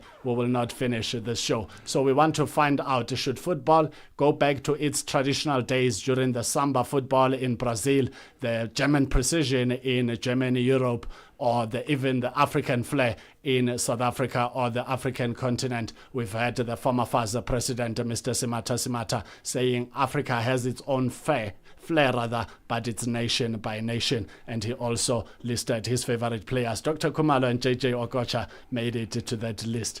Mr. Mahez, your thoughts on this exciting topic? I'm an old school football fan, Neto, and I love the old players. I love the old times. I love the old atmosphere in the stadiums, where the stadiums were full no matter who played. So, as you know, I grew up in the Eastern Cape and grew up watching Bushbucks play. And it was a small club, but the stadium was always full. And but those old players, they had something about them. Working closely with Doc when I was at SABC, the weight on his shoulders, the way he walks, the swag he has, he's something special. Wow. Meeting JJ Okocha at one of the Bundesliga events late last year, he is such a cool and calm guy. He took African football to the next level, especially in the Bundesliga as well as in the Premier League and wherever he played. At the 1994 World Cup in the USA, JJ Okocha was probably my favorite player, and it's the same tournament where Diego Maradona played. But JJ Okocha lit up Africa. So the old school flavor was definitely something. I think the characters that we had, they stuck to their guns. They had their style of play, their signature moves, and they did it in every game. And I think that's what we lack in modern day football. Modern day football is very pacey, very structured, sometimes overcoached. So we lack the flair. When last did you speak to the likes of Delron Bartley, one of the players who have made it and played in the Bundesliga? Obviously, I chat to Delron quite often. He's a Bundesliga legend, especially with Arminia Bielefeld and Bochum. Unfortunately, his old team Bochum is going to get relegated from the Bundesliga this year. But yeah, Delron has been, Delron was a great player, especially for Bafana. We didn't see a lot of him in the PSL because he played most of his football in Germany.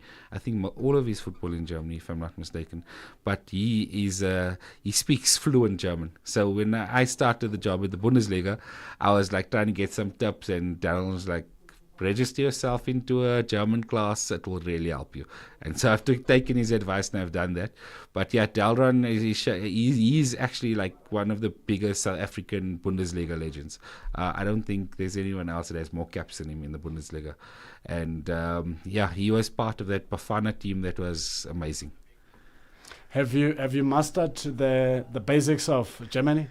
The basics of Germany, the language. I've been going to classes. So it's been interesting. It's very different to the languages that we speak in South Africa. Obviously, I grew up obviously English, my mother tongue, Afrikaans at school, Xhosa at school and at university. But yeah, learning German and getting the pronunciations right, like Guten Morgen, like it sounds so vulgar, but yeah, that's how the Germans are. They're very straightforward, they're very direct, and that's how they are. German precision, right? Yeah. Don't waste any time. Yeah. Get to the point. Yeah.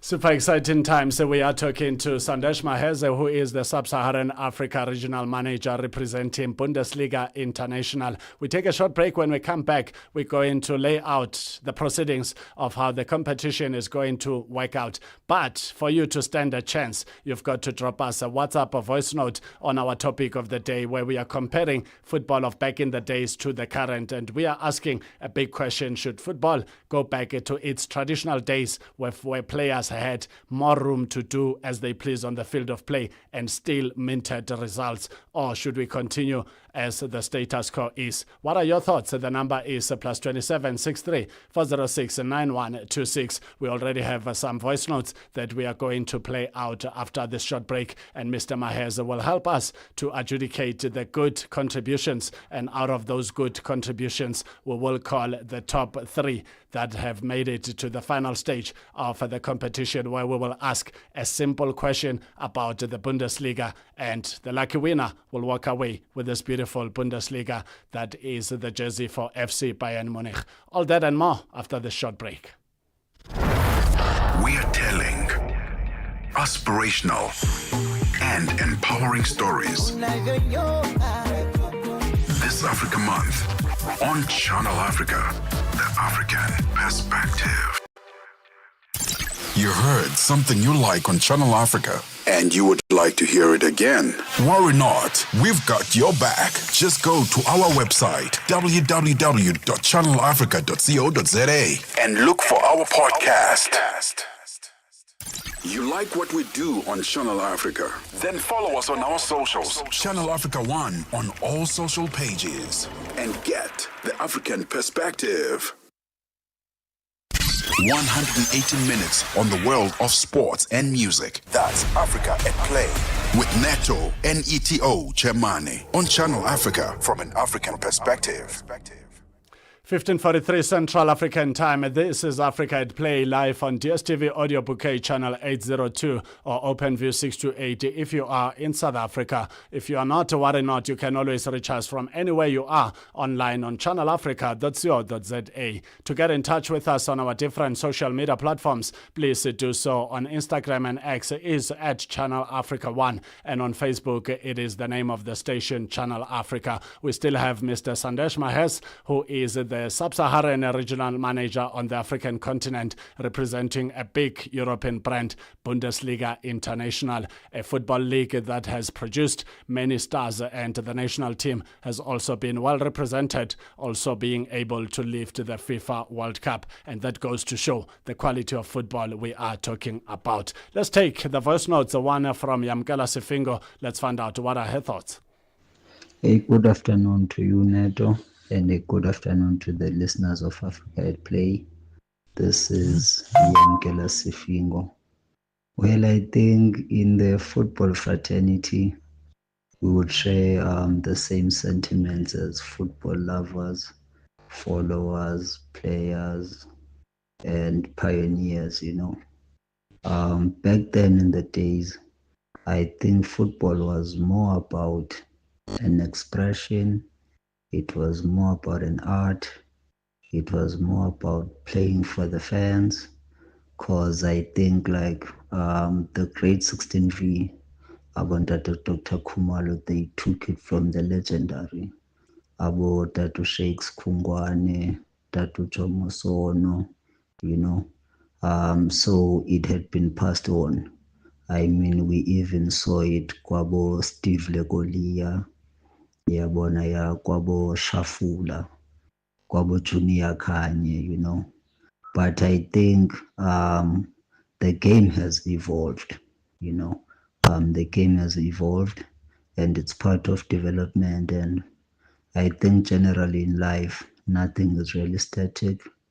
So the purpose of the game now is to earn 3 points, and the purpose of the game is to try and make money out of it. You know? So I think what coaches need to do is to try and blend, you know, try and blend the flair, the skill, but in a constructive way, you know. Because I remember these talks started, I think there was some kind of a tournament where the Kaizer Chiefs and Orlando Pirates would play Manchester United, if I still remember correctly. So may his soul rest in peace, Uskarangwabese.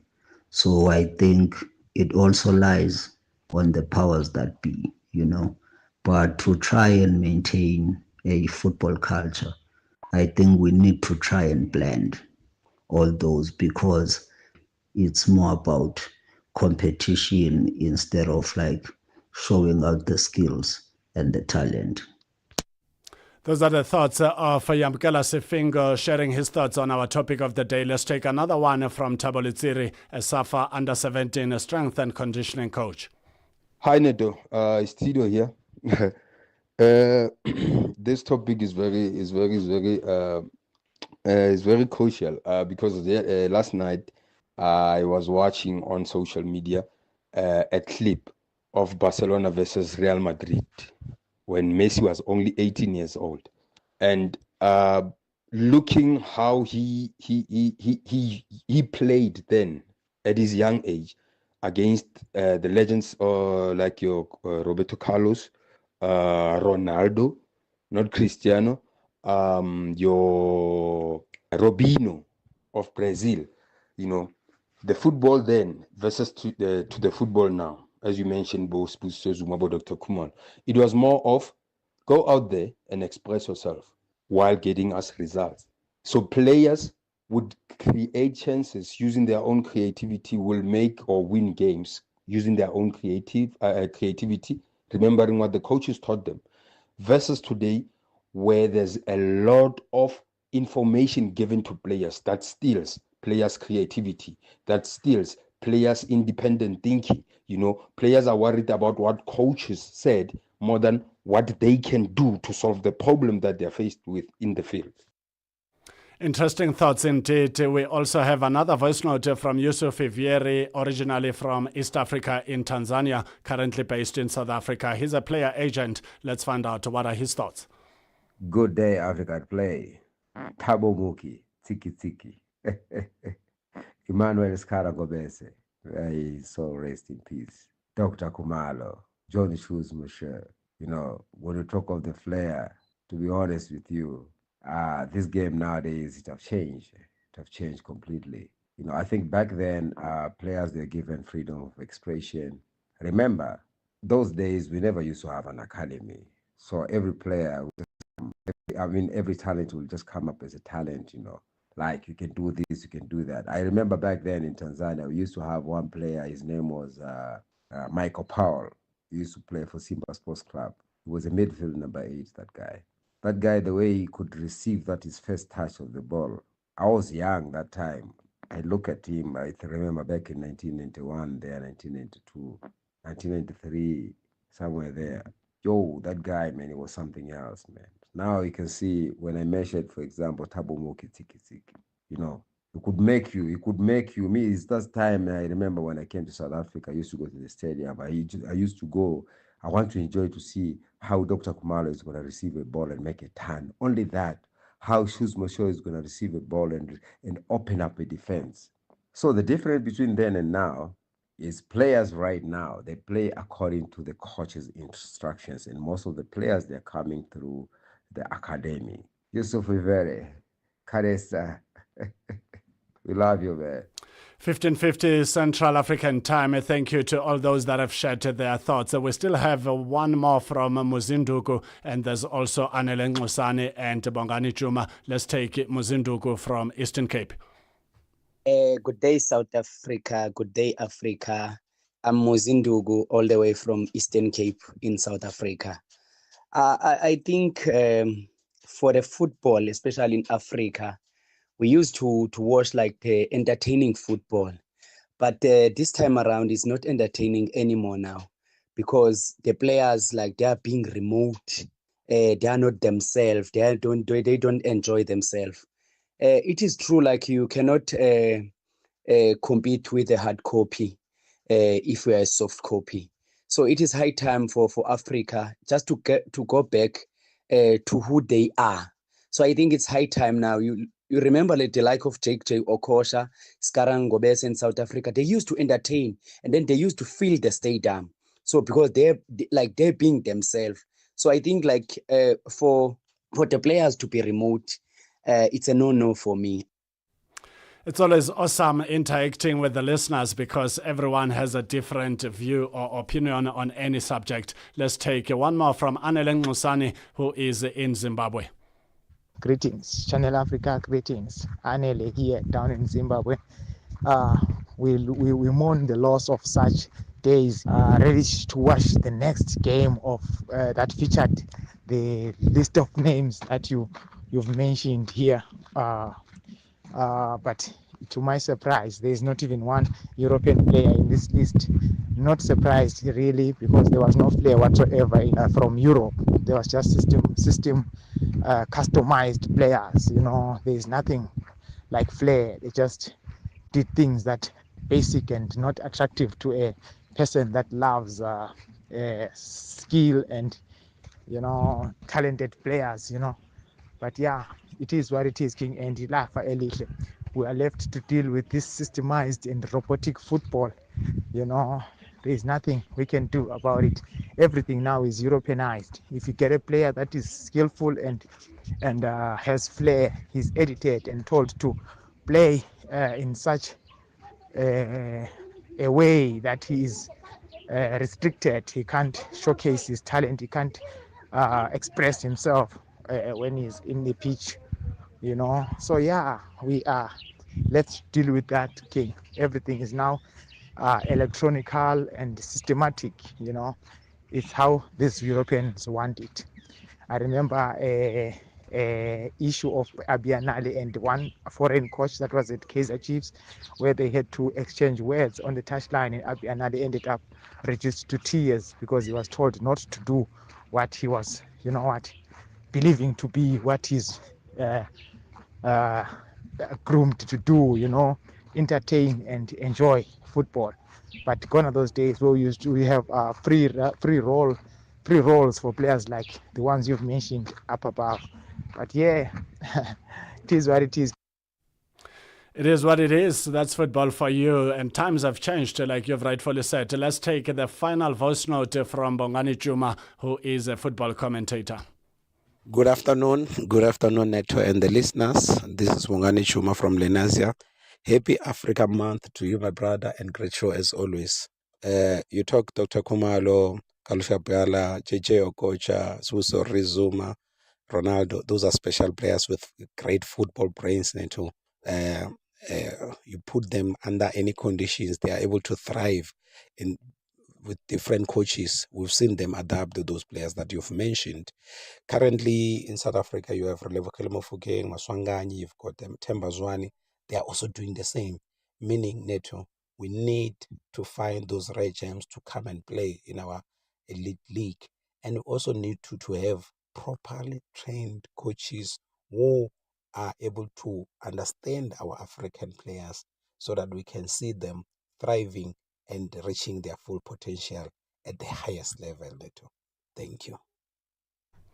15:55 Central African Time. Those are the thoughts shared with us from our awesome listeners, and we say thank you for sharing your thoughts. Please do stay tuned to the show because we are going to reveal the top 4. In that top 4, we will go with the top 3. If someone does not pick up their phone, then the 4th best makes it to the top 3 bracket, and we will call them to contest for a simple question about the German Bundesliga, and the one who mentions their name first will go first and answer a simple question and stands a chance to walk away with the Bayern Munich jersey. We take a short break. When we come back, we will announce the top 4, and they will be on Africa at Play to answer that simple question about the German Bundesliga after the short break.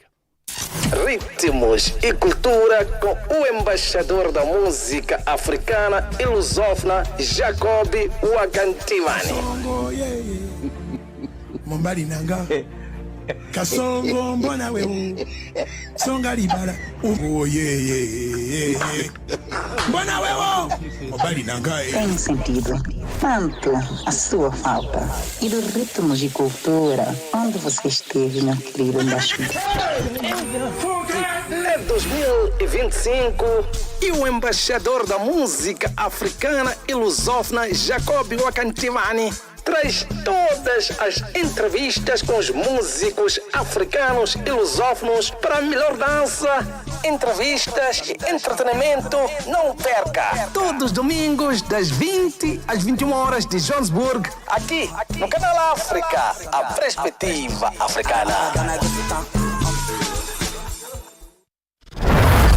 We are telling aspirational and empowering stories. This Africa Month on Channel Africa, the African perspective. Africa, it's time to plug into the heartbeat of the continent. Tune in to Channel Africa, your go-to radio station that broadcasts in 5 different languages. L'Afrique du Sud célèbre la journée nationale du Kabla hujaitwa kwa jina la Double K or more of our forests have been destroyed. Partido Africano da Independência da Guiné. See, Channel Africa represents every corner of this amazing land. From Lagos to Cape Town, Nairobi to Dakar, we've got you covered with the freshest news, music, and cultures. So, turn up the volume, feel the rhythm.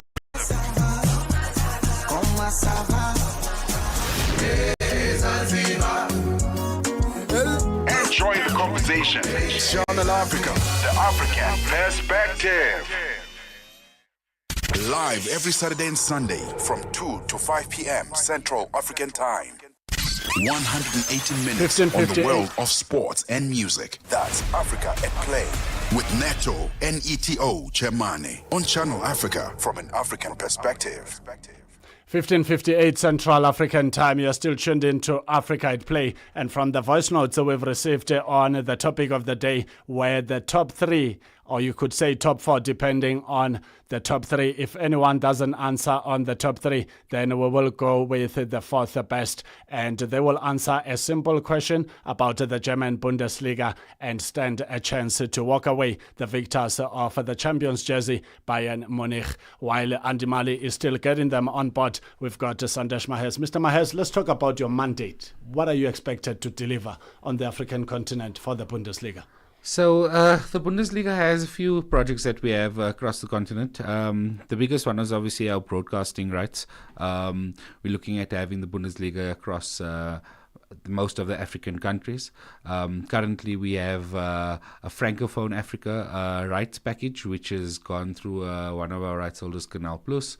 And then we have our English rights holder, which is Starsat, but we also have free-to-air rights holders, which is like the SABC in South Africa, which get a free-to-air package across many regions. So we have Sporty TV in Nigeria, we have Zap TV in Mozambique, and many others that we do business with from a broadcasting point of view. And then we also have a few other projects. So we have a development project that we want to kick off in Africa. We haven't had one yet. We've had one in Korea, Japan, India.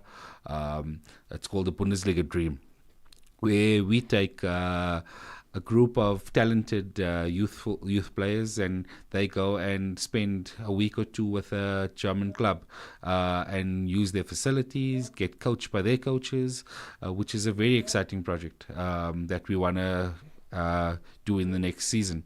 Another project that we'd like to do, we are doing it now. We're doing it in Lagos. It's called the Bundesliga Common Ground.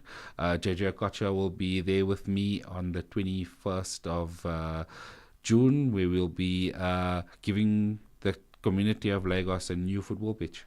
And in that whole program, there's also a coaching program that goes on. So they go on an 8-week coaching program prior to us launching the Bundesliga Common Ground. And the Common Ground is a safe space for kids to play football in, and we're going to do that around the continent. That's just 3 basic mandates that we do have for Africa for now. And with all these initiatives, what becomes the impact in terms of the success stories? I mean, a safe ground that you're talking about for the kids could just produce future stars. Definitely so.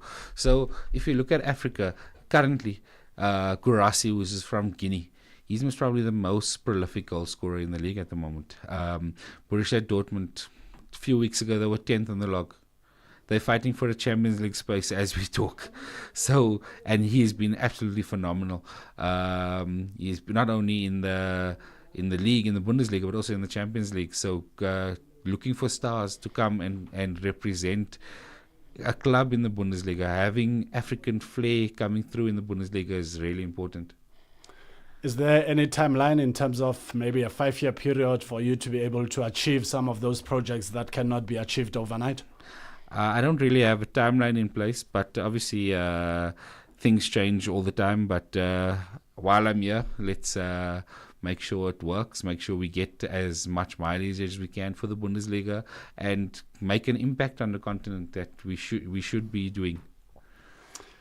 We now going to speak to our regular members on Africa at Play that have shared their comments on an exciting topic of the day. We've got Apiwe Ngwenya on the line. We also have Muzinduku on the line, as well as Yamkela Sifingo. And we're going to ask a simple question. And with that simple question, one of the 3 competitors could walk away the victor with the amazing champions jersey of the German Bundesliga. And the question, let's find out first if all the competitors are on board. Yamkela, a very good afternoon and a warm welcome to Africa at Play. Apiwe, a very good afternoon and a warm welcome to Africa at Play. Hi, Neto. Thanks for having me. Thank you so much. Please do stay on the line. Let's also check in with Muzinduku. Muzi, a very good afternoon and a warm welcome to Africa at Play. Hey, hi, Neto, and how are you? I'm here. All right, let's also add our third, that's Yamkela Sifingo. Yamkela, a very good afternoon and a warm welcome to Africa at Play. Good afternoon to you, Neto, and the listeners of Africa at Play. Thank you so much, good people, for joining us on Africa at Play. So you stand a chance to walk away with a brand new Bundesliga jersey for the champions Bayern Munich. And the question goes as follows. Before I even mention the question, how it will go is that if you think you know the answer, you will mention your name. The one that mentions their name first goes first, and the second goes second if the one who went first didn't get the answer right. Are we all on the same page? Yes, Neto. Lovely stuff. And the question goes as follows. How many Bundesliga titles has FC Bayern München won to date? Anyone? Mention your name. Apiwe. All right. Apiwe will go first. Apiwe, it is between 33, 29, 34 or 36. What is the correct answer? 34. 34. is the correct answer, and Apiwe walks away the winner. Thank you so much, Apiwe. Please do stay on the line so that Andy Mali can take your details and make arrangements for you to get this beautiful brand new jersey of the German Bundesliga. Do you have a favorite team in the Bundesliga? It actually is Bayern Munich. Oh, it is Bayern Munich. Wow. Yeah. So your fans are going to hear that Apiwe Ngwenya has arrived whenever you go for ladies' night out. Yes, thank you so much to Bundesliga, and thank you so much to Channel Africa. Thank you so much. And your team is actually leading TSG Hoffenheim from a beautiful free kick, and it's now 1-0 against TSG Hoffenheim. You must be happy. You are leading, and your jersey is coming your way. Thank you so much, guys. Thank you. Thank you so much, and thank you to Yamkela Sifingo and Muzinduku for being part of this competition. You know how it goes. If there's a match, it's either one team will win or it will end in a draw. And this time around, out of 3 representatives, it goes the way of Apiwe Ngwenya. To those that have just joined us, happy Africa Month. Samahes, thank you so much for sponsoring this competition with this beautiful Bayern Munich jersey. Talk to us about Bayern Munich. They are a superpower in Germany. Definitely a massive team. They're actually sending their under 20, one of their youth teams. I think the under 17, under 16 team is going to Lagos in June to play in a cup. But Bayern Munich, massive team, superpower in Europe, amazing brand. What can I say? The teams had an amazing season. Signing of Harry Kane last year, Harry Kane winning his first Bundesliga Meisterschale. I think he slept with it, if I'm not mistaken, but he didn't want to let go of the trophy. Special moments. And then Thomas Müller, his last season at Bayern Munich, special player. I think he's the most has the most Bundesliga titles. Across, so it's a really special player for Bayern Munich. But over the years, Bayern has always been a massive team. I've been a Bayern Munich fan for many years. One of my favorite players when I was a kid was Stefan Effenberg. I don't know if you remember him. Blonde hair, general in the midfield, take no prisoners. But yeah, Bayern Munich, classy team, very adaptable, and also I think with Vincent Kompany as their head coach, I don't think people gave them much of a chance after last year with Bayern Leverkusen winning the league, but he came and he showed his worth and he turned the team around, so they're on a good path. But the Bundesliga has been phenomenal. My experience with Bundesliga so far is the fans and how they show up at games. I wish that was the same case in Africa, where fans show up. I think in the Bundesliga, the average fan base for a game was just over 43,000 fans per game. But the atmosphere is amazing, and that's what we need in South Africa, especially. People showing up to every game. It doesn't have to just be a derby. It has to people showing up to the small games. Those are the games that the players need you, and the fan experience was something very special. When talking about the fans, I like the Yellow Wall by Borussia Dortmund. Have you been able to witness it? Not yet. That's definitely on my bucket list. Going to a De Klassiker will definitely be on my bucket list. So a Bayern versus Dortmund game. I know we sent a journalist from South Africa there recently, Nozi, from sabcsport.com, and she was totally blown away by the experience. But yeah, definitely on my bucket list to see the Yellow Submarine. Yeah, super exciting indeed. And talking about the champions, Bayern München, who have lifted the Bundesliga title on 34 occasions. Can you believe it? That is indeed a remarkable achievement. They are leading TSG Hoffenheim by 1-0. Let's take you to the live action. This match is live on S3, which is SABC3, under the umbrella of the SABC. Blue shirts back there for Hoffenheim. Tried to clog that penalty area. Eric Dyer.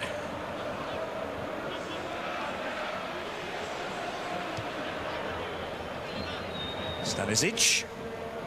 He's a Croatian international but hails from the Munich area. Can that be was waiting, did rather well there, improvised attacking, and Thomas Müller, not to be for him. It comes off Joshua Kimmich last of all. Through for the goal kick. 1-0 here to Bayern. Another moment of excellence from Michael Olise, representing the difference. That was Müller. From open play, difficult to create chances, but Bayern, you can see, they're coming closer and closer. The goal came from a set piece, great free kick, and Müller always involved. Good runs, his last game. 16:10 Central African Time. FC Bayern München leading TSG Hoffenheim by a 1-0, and 38 minutes of football has been played. And it means in the next 6 minutes or so, they will go on a halftime break depending on the referee's optional time. And just looking at the table, FC Bayern München right on the summit with 82 points as it stands. And Bayer Leverkusen, reigning champions, 68 points. A huge gap between the two. One would thought that Bayer Leverkusen would come fighting to win it again, but of course with the likes of the 34 league winners, it wouldn't be easy, because they weren't impressed with their run, having missed out on last season where Bayer Leverkusen lifted it for the first time after 120 years. I think the league was quite exciting, Neto, until about match day 30, where both teams drew, then Leverkusen lost. But yeah, it was quite exciting. And then Munich just actually showed their real power in the last 3-4 games and made a huge gap. And things didn't go the way of Leverkusen. But yeah, the league has been really exciting. I think the most exciting thing in the league has been Borussia Dortmund with Guirassy. Scoring so many goals for them. They came off all the way from a few weeks ago. They were 10th on the log. They're now fighting for the Champions League spot. So I think that Champions League race is really, really something to look forward to today. Dortmund, Frankfurt, Freiburg, Mainz, Red Bull Leipzig, and Mainz also looking for that Europa Cup spot. So yeah, today's all about who's going to get into the European competitions. And talking about Mainz, Bakary Diakite now moved to Singapore. What is he doing there? I'm not sure what he's doing exactly, but yeah, he's moved to Singapore.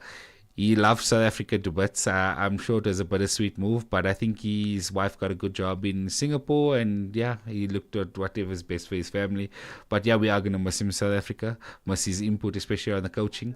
But Mainz is definitely going to still be involved in a lot of youth projects in South Africa. There's a few clubs that have showed interest in South Africa. Mainz is one of them. Werder Bremen is one of them. Red Bull Leipzig is looking at South Africa for next season to bring the team down. FC Augsburg, who came to play TS Galaxy last year, fell in love with South Africa and want to come back.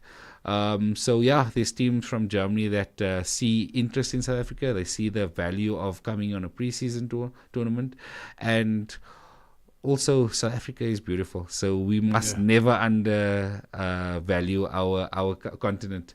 We have a beautiful continent, and we can host these big European teams. Are we likely to see more players playing their trade in the Bundesliga from the African continent?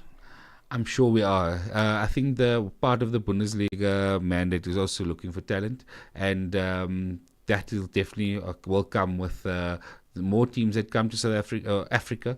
Not only South Africa, the more teams that come to Africa, they'll see the talent, and obviously our hope that a lot of players show up and show off, because the Bundesliga is one of the leagues that you want to be in. If you look at from a development point of view, the Bundesliga has had some really, really classy players that came through the ranks from the Bundesliga. Kevin De Bruyne, Son, all started in the Bundesliga. So the Bundesliga has been a proper development hub for many other leagues. And yeah, the German precision, German culture is great for the youth. And the German league is a big business in global football. When are we going to get to a point where African leagues can be run as a business? That's a good point, Neto. You know, African leagues, other than I think the PSL, maybe Egyptian league, Morocco, the MENA regions, their leagues are competitive. But the business of football, we still need a lot of work to do. The Bundesliga and some of the other European leagues, English Premier League, Italian Serie A, French League One, those leagues are proper businesses based on proper broadcasting deals. And we as Africans, we need to uplift our leagues. PSL is definitely one of them that could be up there. But we've got a lot of work to do. Thank you so much for pulling through to Africa at Play. Your parting shot? From a Bundesliga point of view, guys, we look forward to next season. So keep watching SABC Sport. There's also, you have an option to watch the Bundesliga if you're a Vodacom customer on the Bundesliga Pass. And all the best to Channel Africa listeners, and hopefully the Bundesliga comes to your region soon. That's how we wrap up our conversation with the Sub-Saharan regional manager on the African continent, Sandesh Mahes, representing the Bundesliga International, a very big brand across different parts of the world, based in Europe, Germany. 16:15 Central African Time. This is Africa at Play. The legendary Oliver Mtukudzi. Like I always say, you may be no more, but when you've left a legacy like this legend has, you continue to live on. And this time around, he says, Ndakuvara. Multi-award winning, internationally recognized, digitally accessible across the globe. When Africa speaks, the world listens, and Channel Africa makes sure of it. For business, for culture, for Africa. Partner with Channel Africa, because Africa's voice is the future. Africa is a story, a living, breathing, ever-evolving masterpiece. And for over 5 decades now, one voice has told it like no other. Channel Africa. More than just a broadcaster, Channel Africa is the pulse of the continent, African-led, African-run, and deeply rooted in its heritage. It's the only international station that speaks to Africa in its own voices: English, Kiswahili, Chinyanja, French, and Portuguese. The languages that unite 1 billion people. We have been there through every shift, every milestone, and every triumph. Not just reporting history, but shaping the conversations that define Africa's future. For brands, media planning, and advertisers, Channel Africa is more than just a platform. It's an opportunity. With 25 compelling shows covering current affairs, sports, business, music, and lifestyle, we deliver an engaging Pan-African audience ready to connect, invest, and act. Multi-award winning, internationally recognized, digitally accessible across the globe.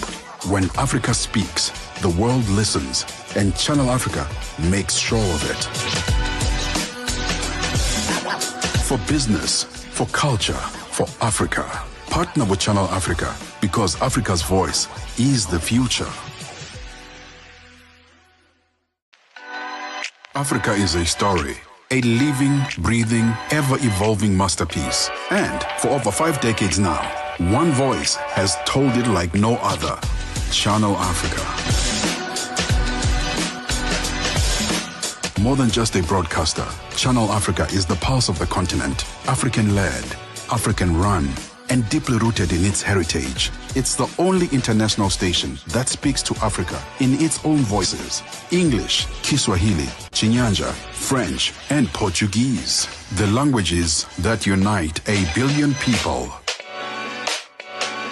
We have been there through every shift, every milestone, and every triumph. Not just reporting history, but shaping the conversations that define Africa's future. For brands, media planning, and advertisers, Channel Africa is more than just a platform. It's an opportunity. With 25 compelling shows covering current affairs, sports, business, music, and lifestyle, we deliver an engaging Pan-African audience ready to connect, invest, and act. Multi-award winning, internationally recognized, digitally accessible across the globe. When Africa speaks, the world listens, And Channel Africa makes sure of it. For business, for culture, for Africa. Partner with Channel Africa because Africa's voice is the future. Africa is a story, a living, breathing, ever-evolving masterpiece. And for over 5 decades now, one voice has told it like no other. Channel Africa. More than just a broadcaster, Channel Africa is the pulse of the continent. African-led, African-run, and deeply rooted in its heritage. It's the only international station that speaks to Africa in its own voices. English, Kiswahili, Chinyanja, French, and Portuguese. The languages that unite 1 billion people. We have been there through every shift, every milestone, and every triumph. Not just reporting history, but shaping the conversations that define Africa's future. For brands, media planning, and advertisers, Channel Africa is more than just a platform. It's an opportunity. With 25 compelling shows covering current affairs, sports, business, music, and lifestyle, we deliver an engaging Pan-African audience ready to connect, invest, and act. Time, if you have just joined us, a very warm welcome to Africa at Play, the continent's best sport and music destination. We are live on DSTV Audio Bouquet Channel 802 or OpenView 628 if you are in South Africa. Alternatively, you can reach us from anywhere in the world on channelafrica.co.za. It's time for sports news, kicking off with tennis news. Wheelchair tennis sensation Donald Rampari says the aim is to up his world ranking at the upcoming Barcelona Open, taking place at the Real Club de Tennis from the 21st of May. Rampari, currently ranked 7th in the world, says he wants to add more points to help lift his profile as he continues to build up to the French Open. Speaking to SABC Sport, Rampari adds that a few final upcoming tournaments will be important to test his fitness ahead of the big Ronald Garros. So this year, every tournament will be very important for me because I really need to up my ranking. Because last year, yes, I did win the Paralympics, but if you can ask me, I will tell you that I was actually not in like the best level. But I'm still glad, and Paralympics is one of the biggest things that I've achieved. So it's very important for me to actually go to Barcelona because it's a leading tournament to Roland Garros, and that's where the magic happens. That venue, anything can happen with me. So every tournament is very important for me, so that I can be able to up the points. With just 5 days to go before the biggest Spanish tennis competition on clay, Rampari says he is fulfilled with how his preparation went ahead of the tournament. I'm very happy with how I prepared to the tournament. It's actually better than the last time because I had a problem with personal stuff, which they really took a toll on my performance. So right now I'm focused. I'm just enjoying, back in a court and just doing what I love, and going extra mile. Working hard is just something that I do right now because there's a whole lot of things that I really want to achieve, and as an athlete, knowing very well that each year you have to get something major, so that you can actually attract the sponsors and all this. So it's really a must for me to actually work hard and get all those points or win the major tournaments. Rampari recently concluded a successful Asian tour, managing to clinch a prestigious doubles title at the Daegu Open alongside his Brazilian partner Yaminato Silva. This is how he reflects.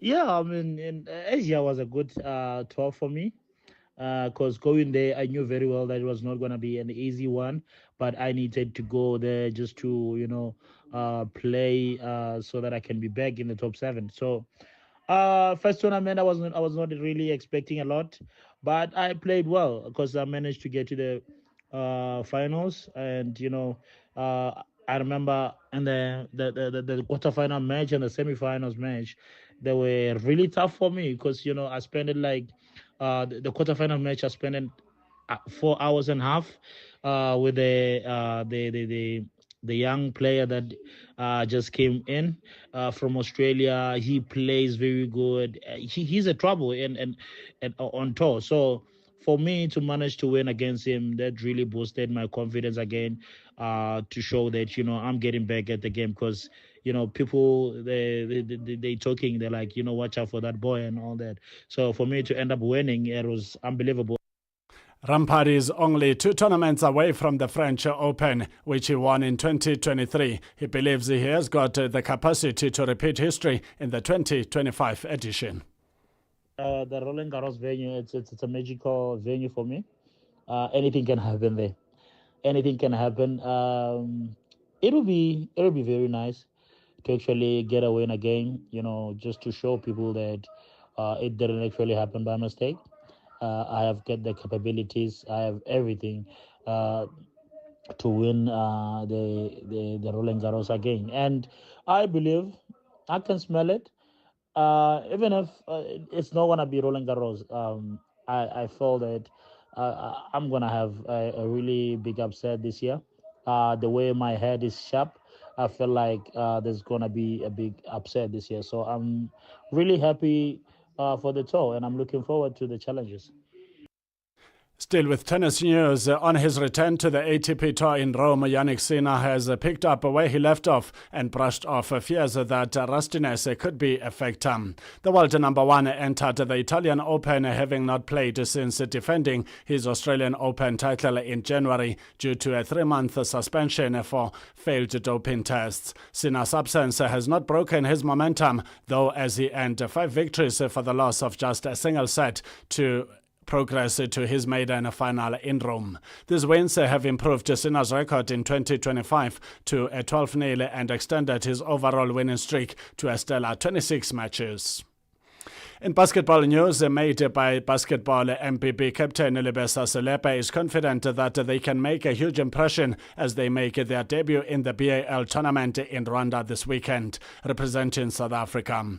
The Blue Soldiers, a Johannesburg-based Basketball Africa League BAL team, replaces Cape Town Tigers, who had become familiar representatives for South Africa in the BAL over the years, with the Kigali Nile Conference tipping off tomorrow and MPB facing Al Ahly Tripoli from Libya. Selepe says they come with a winning mentality to this conference.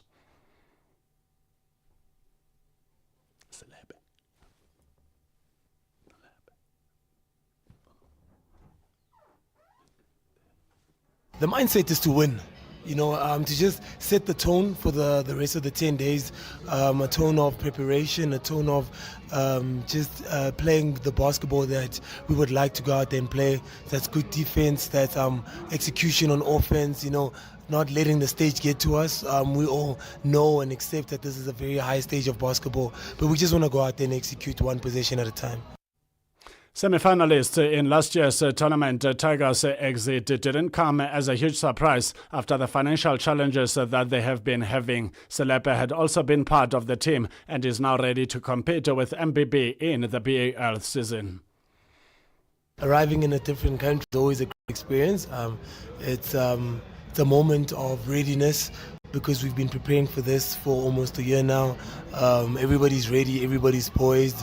We just can't wait to get out there on the floor and start competing. MPP, a team owned by Cyril Shabalala, a former national basketball team player himself, is coached by former Mavericks coach Sam Vincent, who has also coached the Nigerian national team. Selepe, also a former Tigers captain, is relishing this opportunity to be coached by Vincent. I mean, you get starstruck when you meet someone like Sam Vincent, right? I always say that he won the NBA before I was even born, so he's the type of person that whatever he says goes, because we believe in what he's trying to implement, because we've seen it work at multiple levels, and we know and acknowledge that it's experience of the highest order, so we're very fortunate, we're lucky, and we take in as much as we can so that we can, one, execute, and two, just impart to our families, our communities, to the kids we coach back home, but obviously that's all long term. Right now is about playing and making sure we execute whatever the coach says we should. MBB's debut in the BAL comes with just a month before Pretoria hosts the playoffs and finals, and they will be minus the services of the dependable star player Samkelo Cele, who has joined Petro di Luanda in Angola. Selepe is urging South Africans to rally behind the team.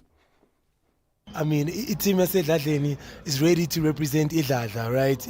South Africa is going to be proud of us. That's what we want to do. We want to give them hope. We want to show them that a team can just turn the corner, decide to become professional, and just compete at the highest possible level. The second youngest player in Mamelodi Sundowns' squad, Kutlwano Letlhako, says he can't wait to make it 2 gold medals in 1 week after winning his first Betway Premiership title with the club and ahead of the Africa Cup of Nations AFCON Under-20 final in Egypt. This was Letlhako's first season with the Sundowns senior team, having been promoted from their reserve side at the beginning of the season. He featured in 6 league games and scored 2 goals and celebrates his maiden league title. No, I'm very excited, and we've been working hard, and things started slow. They clock up because we were changing things, coaches, people doubted us, but our captain Ronwen told them that you must never doubt Sundowns. We are the kings of Betway. Letlhako, who also joined Sundowns Juniors in 2023 from the Transnet School of Excellence after having turned down Kaizer Chiefs, played a total of 116 matches in all competitions for his club, scoring 3 goals and contributing 3 assists. Yeah, it shows that I'm working very hard, but also there it's very difficult to play. So I have to always be ready and be grateful for the opportunity I get there. I'm sure you've got a warning to Pyramids, eh? They must know that we are coming. Yeah, we are coming. Letlhako, one of the key players in this team with CAF Champions League experience in the competitive group stage as well, is relishing the chance to play Morocco in the final tomorrow. No, it means a lot to us because we've been working very hard since last year, before even COSAFA. Since last year, preparing against Lesotho and those other countries. So it means a lot to us. Elsewhere, Manchester City manager Pep Guardiola criticised the English Premier League for scheduling their penultimate game in the campaign just 72 hours after the FA Cup final against Crystal Palace amid a tight race for the Champions League qualification. And that's how we wrap up our sports news at this hour. We will be talking to Chris White, who is the Athletics South Africa ASA head of high performance. And we will also talk to one of the champions in the relay team, that is Brett Linkwana, who has done wonders for Team South Africa and Team Africa in China at the World Relay Championships that took place recently. We will have this conversation after the short break.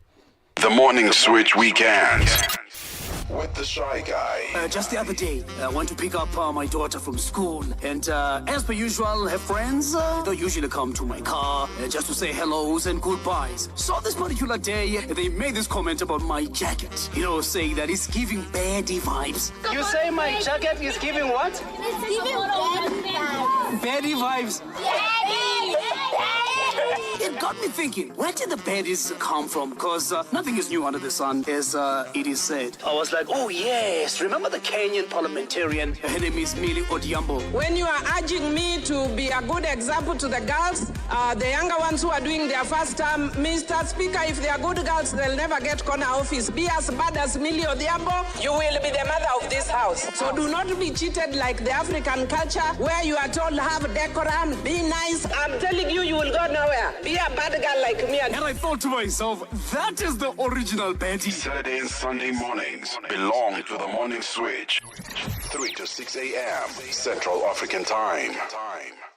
Africa at Play with Neto and ETO Chemane. 16:33 Central African Time. Thank you for tuning in to Africa at Play. We are together until 5 p.m. Central African Time. The South African team were welcomed home by hundreds of fans, family, friends and schoolmates on Wednesday afternoon after finishing top of the medals table at the World Athletics Relays in Guangzhou, China at the O.R. Tambo International Airport in Johannesburg on Wednesday, the 14th of May 2025. The women's 4x400 meters bronze added to the 3 medals the national team and over the weekend, and in addition the mixed 4x400 meters team who finished 5th in their event qualified for the World Athletics Championships to be held in Tokyo in September. Let's now welcome to the conversation Brett Linkwana, who is part of the Team South Africa relay team, and we also have Chris White, who is the Athletics South Africa ASA head of high performance. Brett, good afternoon and a warm welcome to Africa at Play. Thank you for having me. How are you feeling after such an amazing performance by Team South Africa in the relay team all the way in China, and you've done not just South Africa but the entire African continent proud? I mean, it's a privilege and an honor to have been a part of what we have done as Team South Africa, not just for South Africa but for Africa. We have shown to the world that we united as a continent, we can do great things.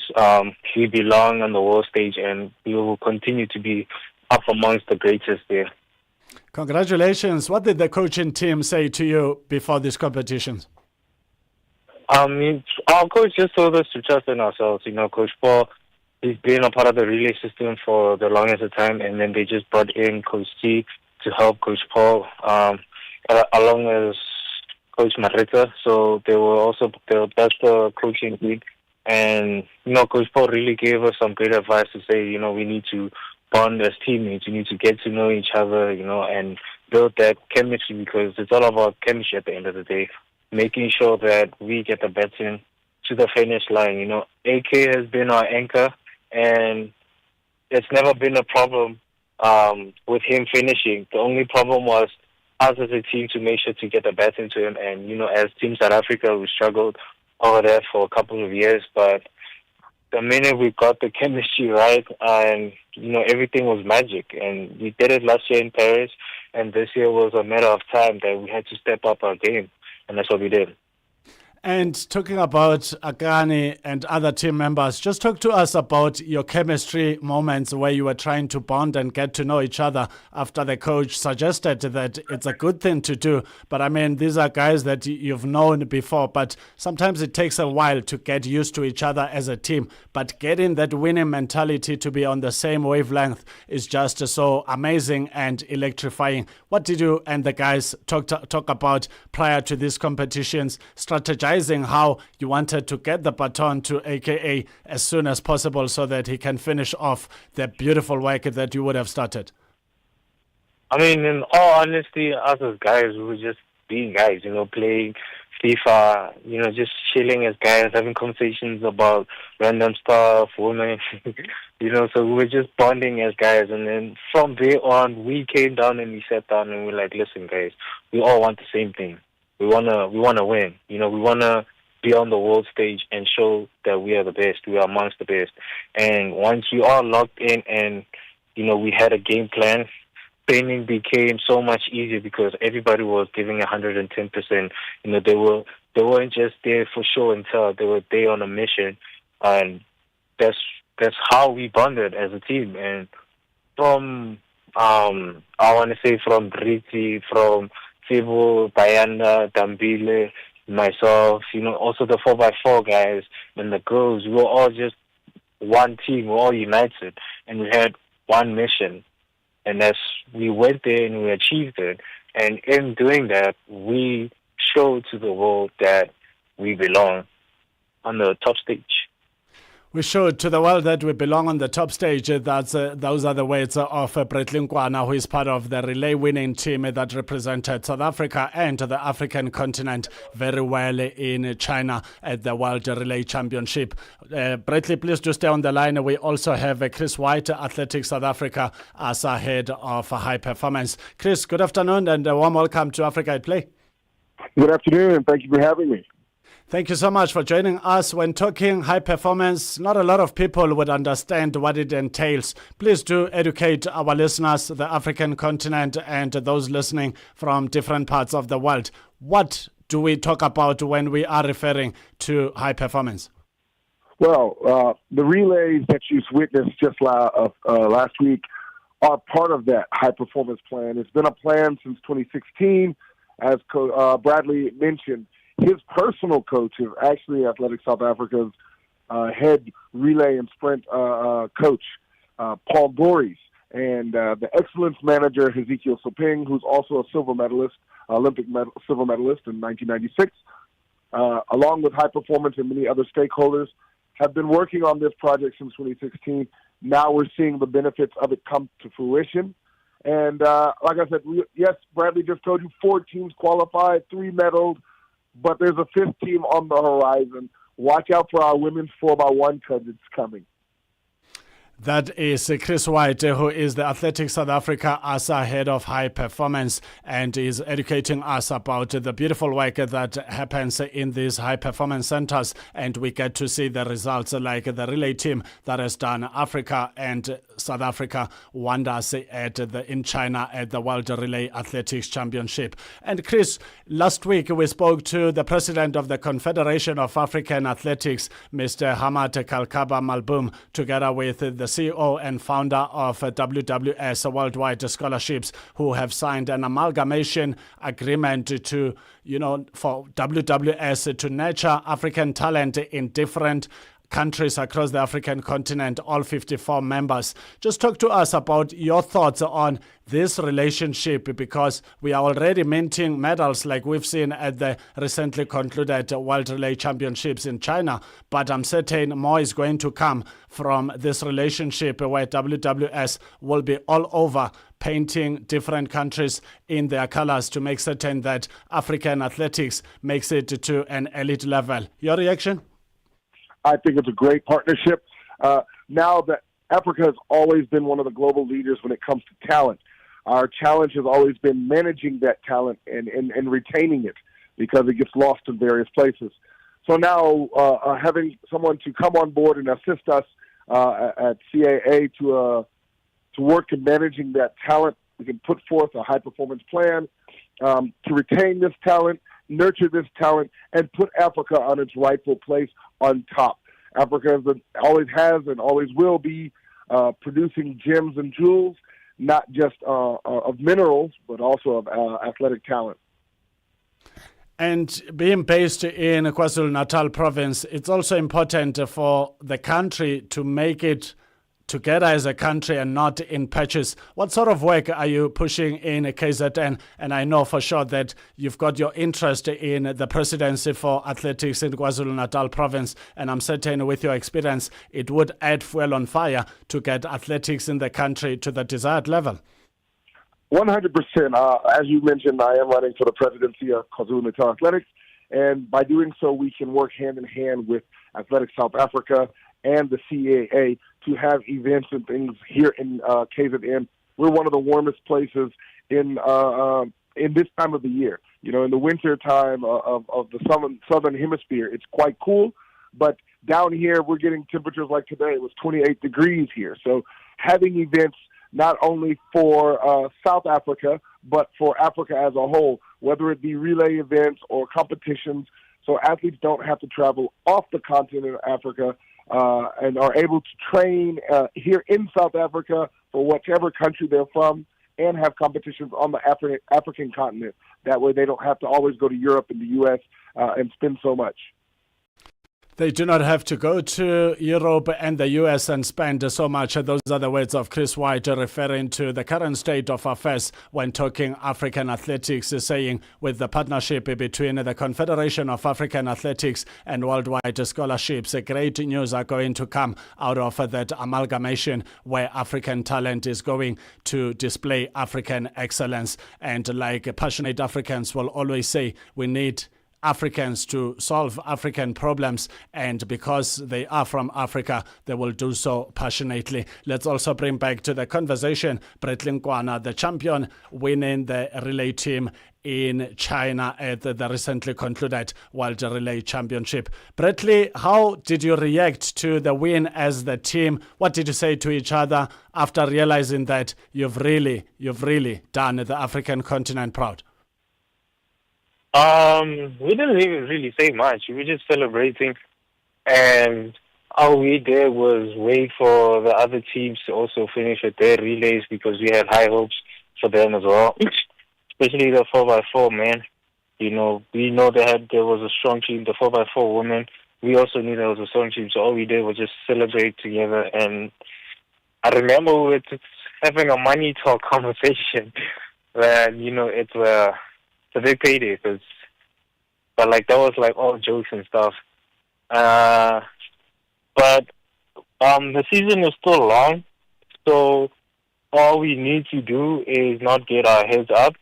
We also need to know that we have to step up our game even more since, well, we will be going to world champs as the favorites. So we need to stay strong as a team. We also need to stick with our individual events and, you know, keep on improving. Even the small things that we need to improve on, we'll work on them as individuals. And then we'll meet up again at World Champs, and hopefully with God on our side, we'll be able to do it again and bring home another medal. Incredible indeed. And Bretley, one can imagine that you just came from the World Relay Championships and now it's the World Championships coming up later in the year. What becomes your schedule as the relay team? Do you work separately until closer to the time where you can come and fine-tune your preparations, or how do you go about it? Normally, most of the elite athletes in a part of the relay program, we always head to Europe, have a few races there in Europe, you know, because that's where the circuit is. That's where our main competitions are going to be. So we prepare ourselves individually that side, you know, as we see the guys. Some of them are in 9 shape, some of them in 19 shape. And just before we head to World Champs, I think we're going to meet up for a relay camp to those that were selected to be a part of a relay camp.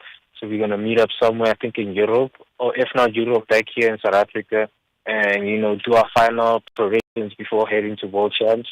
Because there's still some guys at World Champs that also need to focus on the individual events. And once they get the chance to capitalize on what they qualified for at World Champs, then we're able to focus more again on the relays.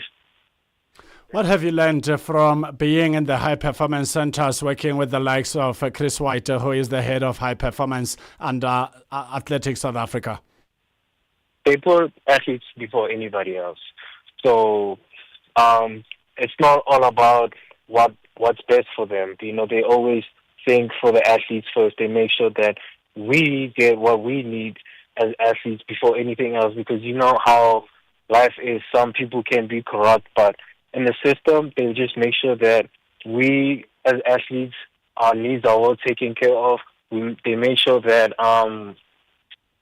we put in the work, and the facilities that they provide for us are accessible to us without any cost to an athlete's personal bank accounts. So I would say it's a good program, and having Coach Chris White running it as the frontier, privileged to have him there. So thank you, Coach. Most welcome. There you have it from Bretling Kwana, also acknowledging the beautiful work done by the coach, that is Chris White, who is the head of high performance centers in South Africa under Athletics South Africa. Let's also bring back Sir Chris to the conversation. Sir Chris, how do you feel getting, a good appreciation from an athlete who is putting it out there to say the high performance work actually works in terms of advancing and helping them to enhance their performance to another level? No, Bradley is a wonderful young man. We watched him grow over the years. So he's he's benefited from various systems, not just the system that he's currently in. We do have a couple high performance systems and centers here in South Africa that are currently functioning. Getting them all to work together is what we're our goal in future. So we've got them spread out. It would be great to get more of them working together and feeding into one central system, and that's what when we alluded to earlier with the CAA and WWS coming together. We'll be able to do that onto the African continent, not only South Africa. How's life in the High Performance Center situation? Is it always hectic because of these back-to-back global and continental events taking place? It's not really that hectic when you have a good team. Like I said earlier, when it comes to the ASA Athletic South Africa team, there is Coach Paul Gories, who's the head coach. You've got Ezekiel Saping, who's the excellence manager, and then there's a whole team on ASA's High Performance with the vice president of South Africa, Shireen Noble, being the board member who's in charge there. And then we have other members as well. So we all have our own role and stake in it. So it's not one man getting the praise. It's just like with Bradley. It was a team that got that medal, brought us back a gold, and I'm hopeful and I know that they can go ahead and bring back the gold at the World Championships later on this year in Tokyo. They better, because they've gotten us used to the gold. Yeah, we are used to gold, and we don't want anything else. They need to upgrade that silver medal that they got at the Olympics, so now we're expecting a gold. Fantastic indeed. That is the head of High Performance Centers. That is Coach Chris White. Coach, thank you so much for talking to us on Africa at Play. Have an awesome afternoon further. You too. Thank you very much. Let's also wrap up with the winning champion, that is Bradley Nkwana, part of the relay team that has done wonders for Team Africa, or Team South Africa, if you like, in China. Bradley, as we wrap up, what did you eat in China, and any favorite Chinese dish that you have enjoyed? Bradley? It looks like we've lost that line to Bradley Nkwana, but nevertheless, we got to have a conducive conversation with the two. Bradley Nkwana, part of the relay team that has done South Africa and the African continent well at the recently concluded World Relay Championships in China in recent days. When Africa at Play says goodbye, of course, there's another good afternoon coming your way by Annika Longe with Mix Vibration. Bonjour. Bonjour Neto, bonjour à tous les auditeurs de Channel Africa. Alors on se retrouve tout à l'heure sur Mix Vibration. Je remplace Jolino aujourd'hui, n'est-ce pas, pour vous tenir compagnie, n'est-ce pas, avec de la bonne musique. Nous allons passer vraiment des bons moments ensemble en écoutant de la bonne musique du continent. Et aujourd'hui, comme personnalité du jour, nous allons parler avec un danseur, il est chorégraphe, entrepreneur, et nous allons parler de son parcours artistique. Et alors, c'est tout à l'heure sur Mix Vibration. Surtout, ne vous déconnectez pas, restez branchés au www.channelafrica.co.za pour nous suivre. C'est tout à l'heure, c'est dans à peu près 9 minutes. Bon, merci beaucoup, Neto. Merci beaucoup. You can look forward to an exciting edition of Mix Vibration coming up in a few minutes' time, 16:52 Central African Time. This is Africa at Play, and thank you for tuning in. As we wrap up the show, we will just like to quote a good motivational quote under the sports umbrella from the elite athletes that have always done wonders in their different playing surfaces. Never say never, because limits like fears are often just illusions, and this is the legendary Michael Jordan, very well known as a great in basketball. Thank you for choosing Africa at Play. We'll do it again tomorrow at 2 p.m. to 5 p.m. Central African Time. Thank you to my producer Andisiwe Fagimalu Zobona Mali and our sound engineer Katu for being on board to make this a productive production. My name is Neto, and ETO Chemane Hosiati Konyagazi Mumkachwa Pandle Kunjani Moyani Vuguvugu Dendele. Africa at Play, asteleli siyashaya. Oh yeah, oh yeah, oh yeah.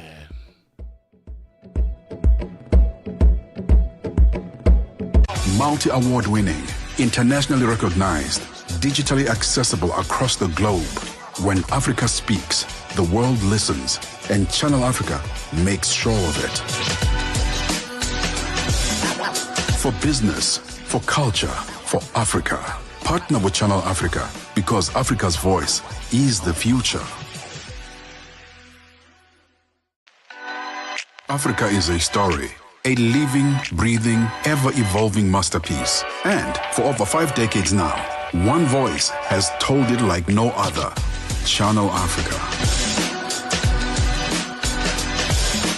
More than just a broadcaster, Channel Africa is the pulse of the continent, African-led, African-run, and deeply rooted in its heritage. It's the only international station that speaks to Africa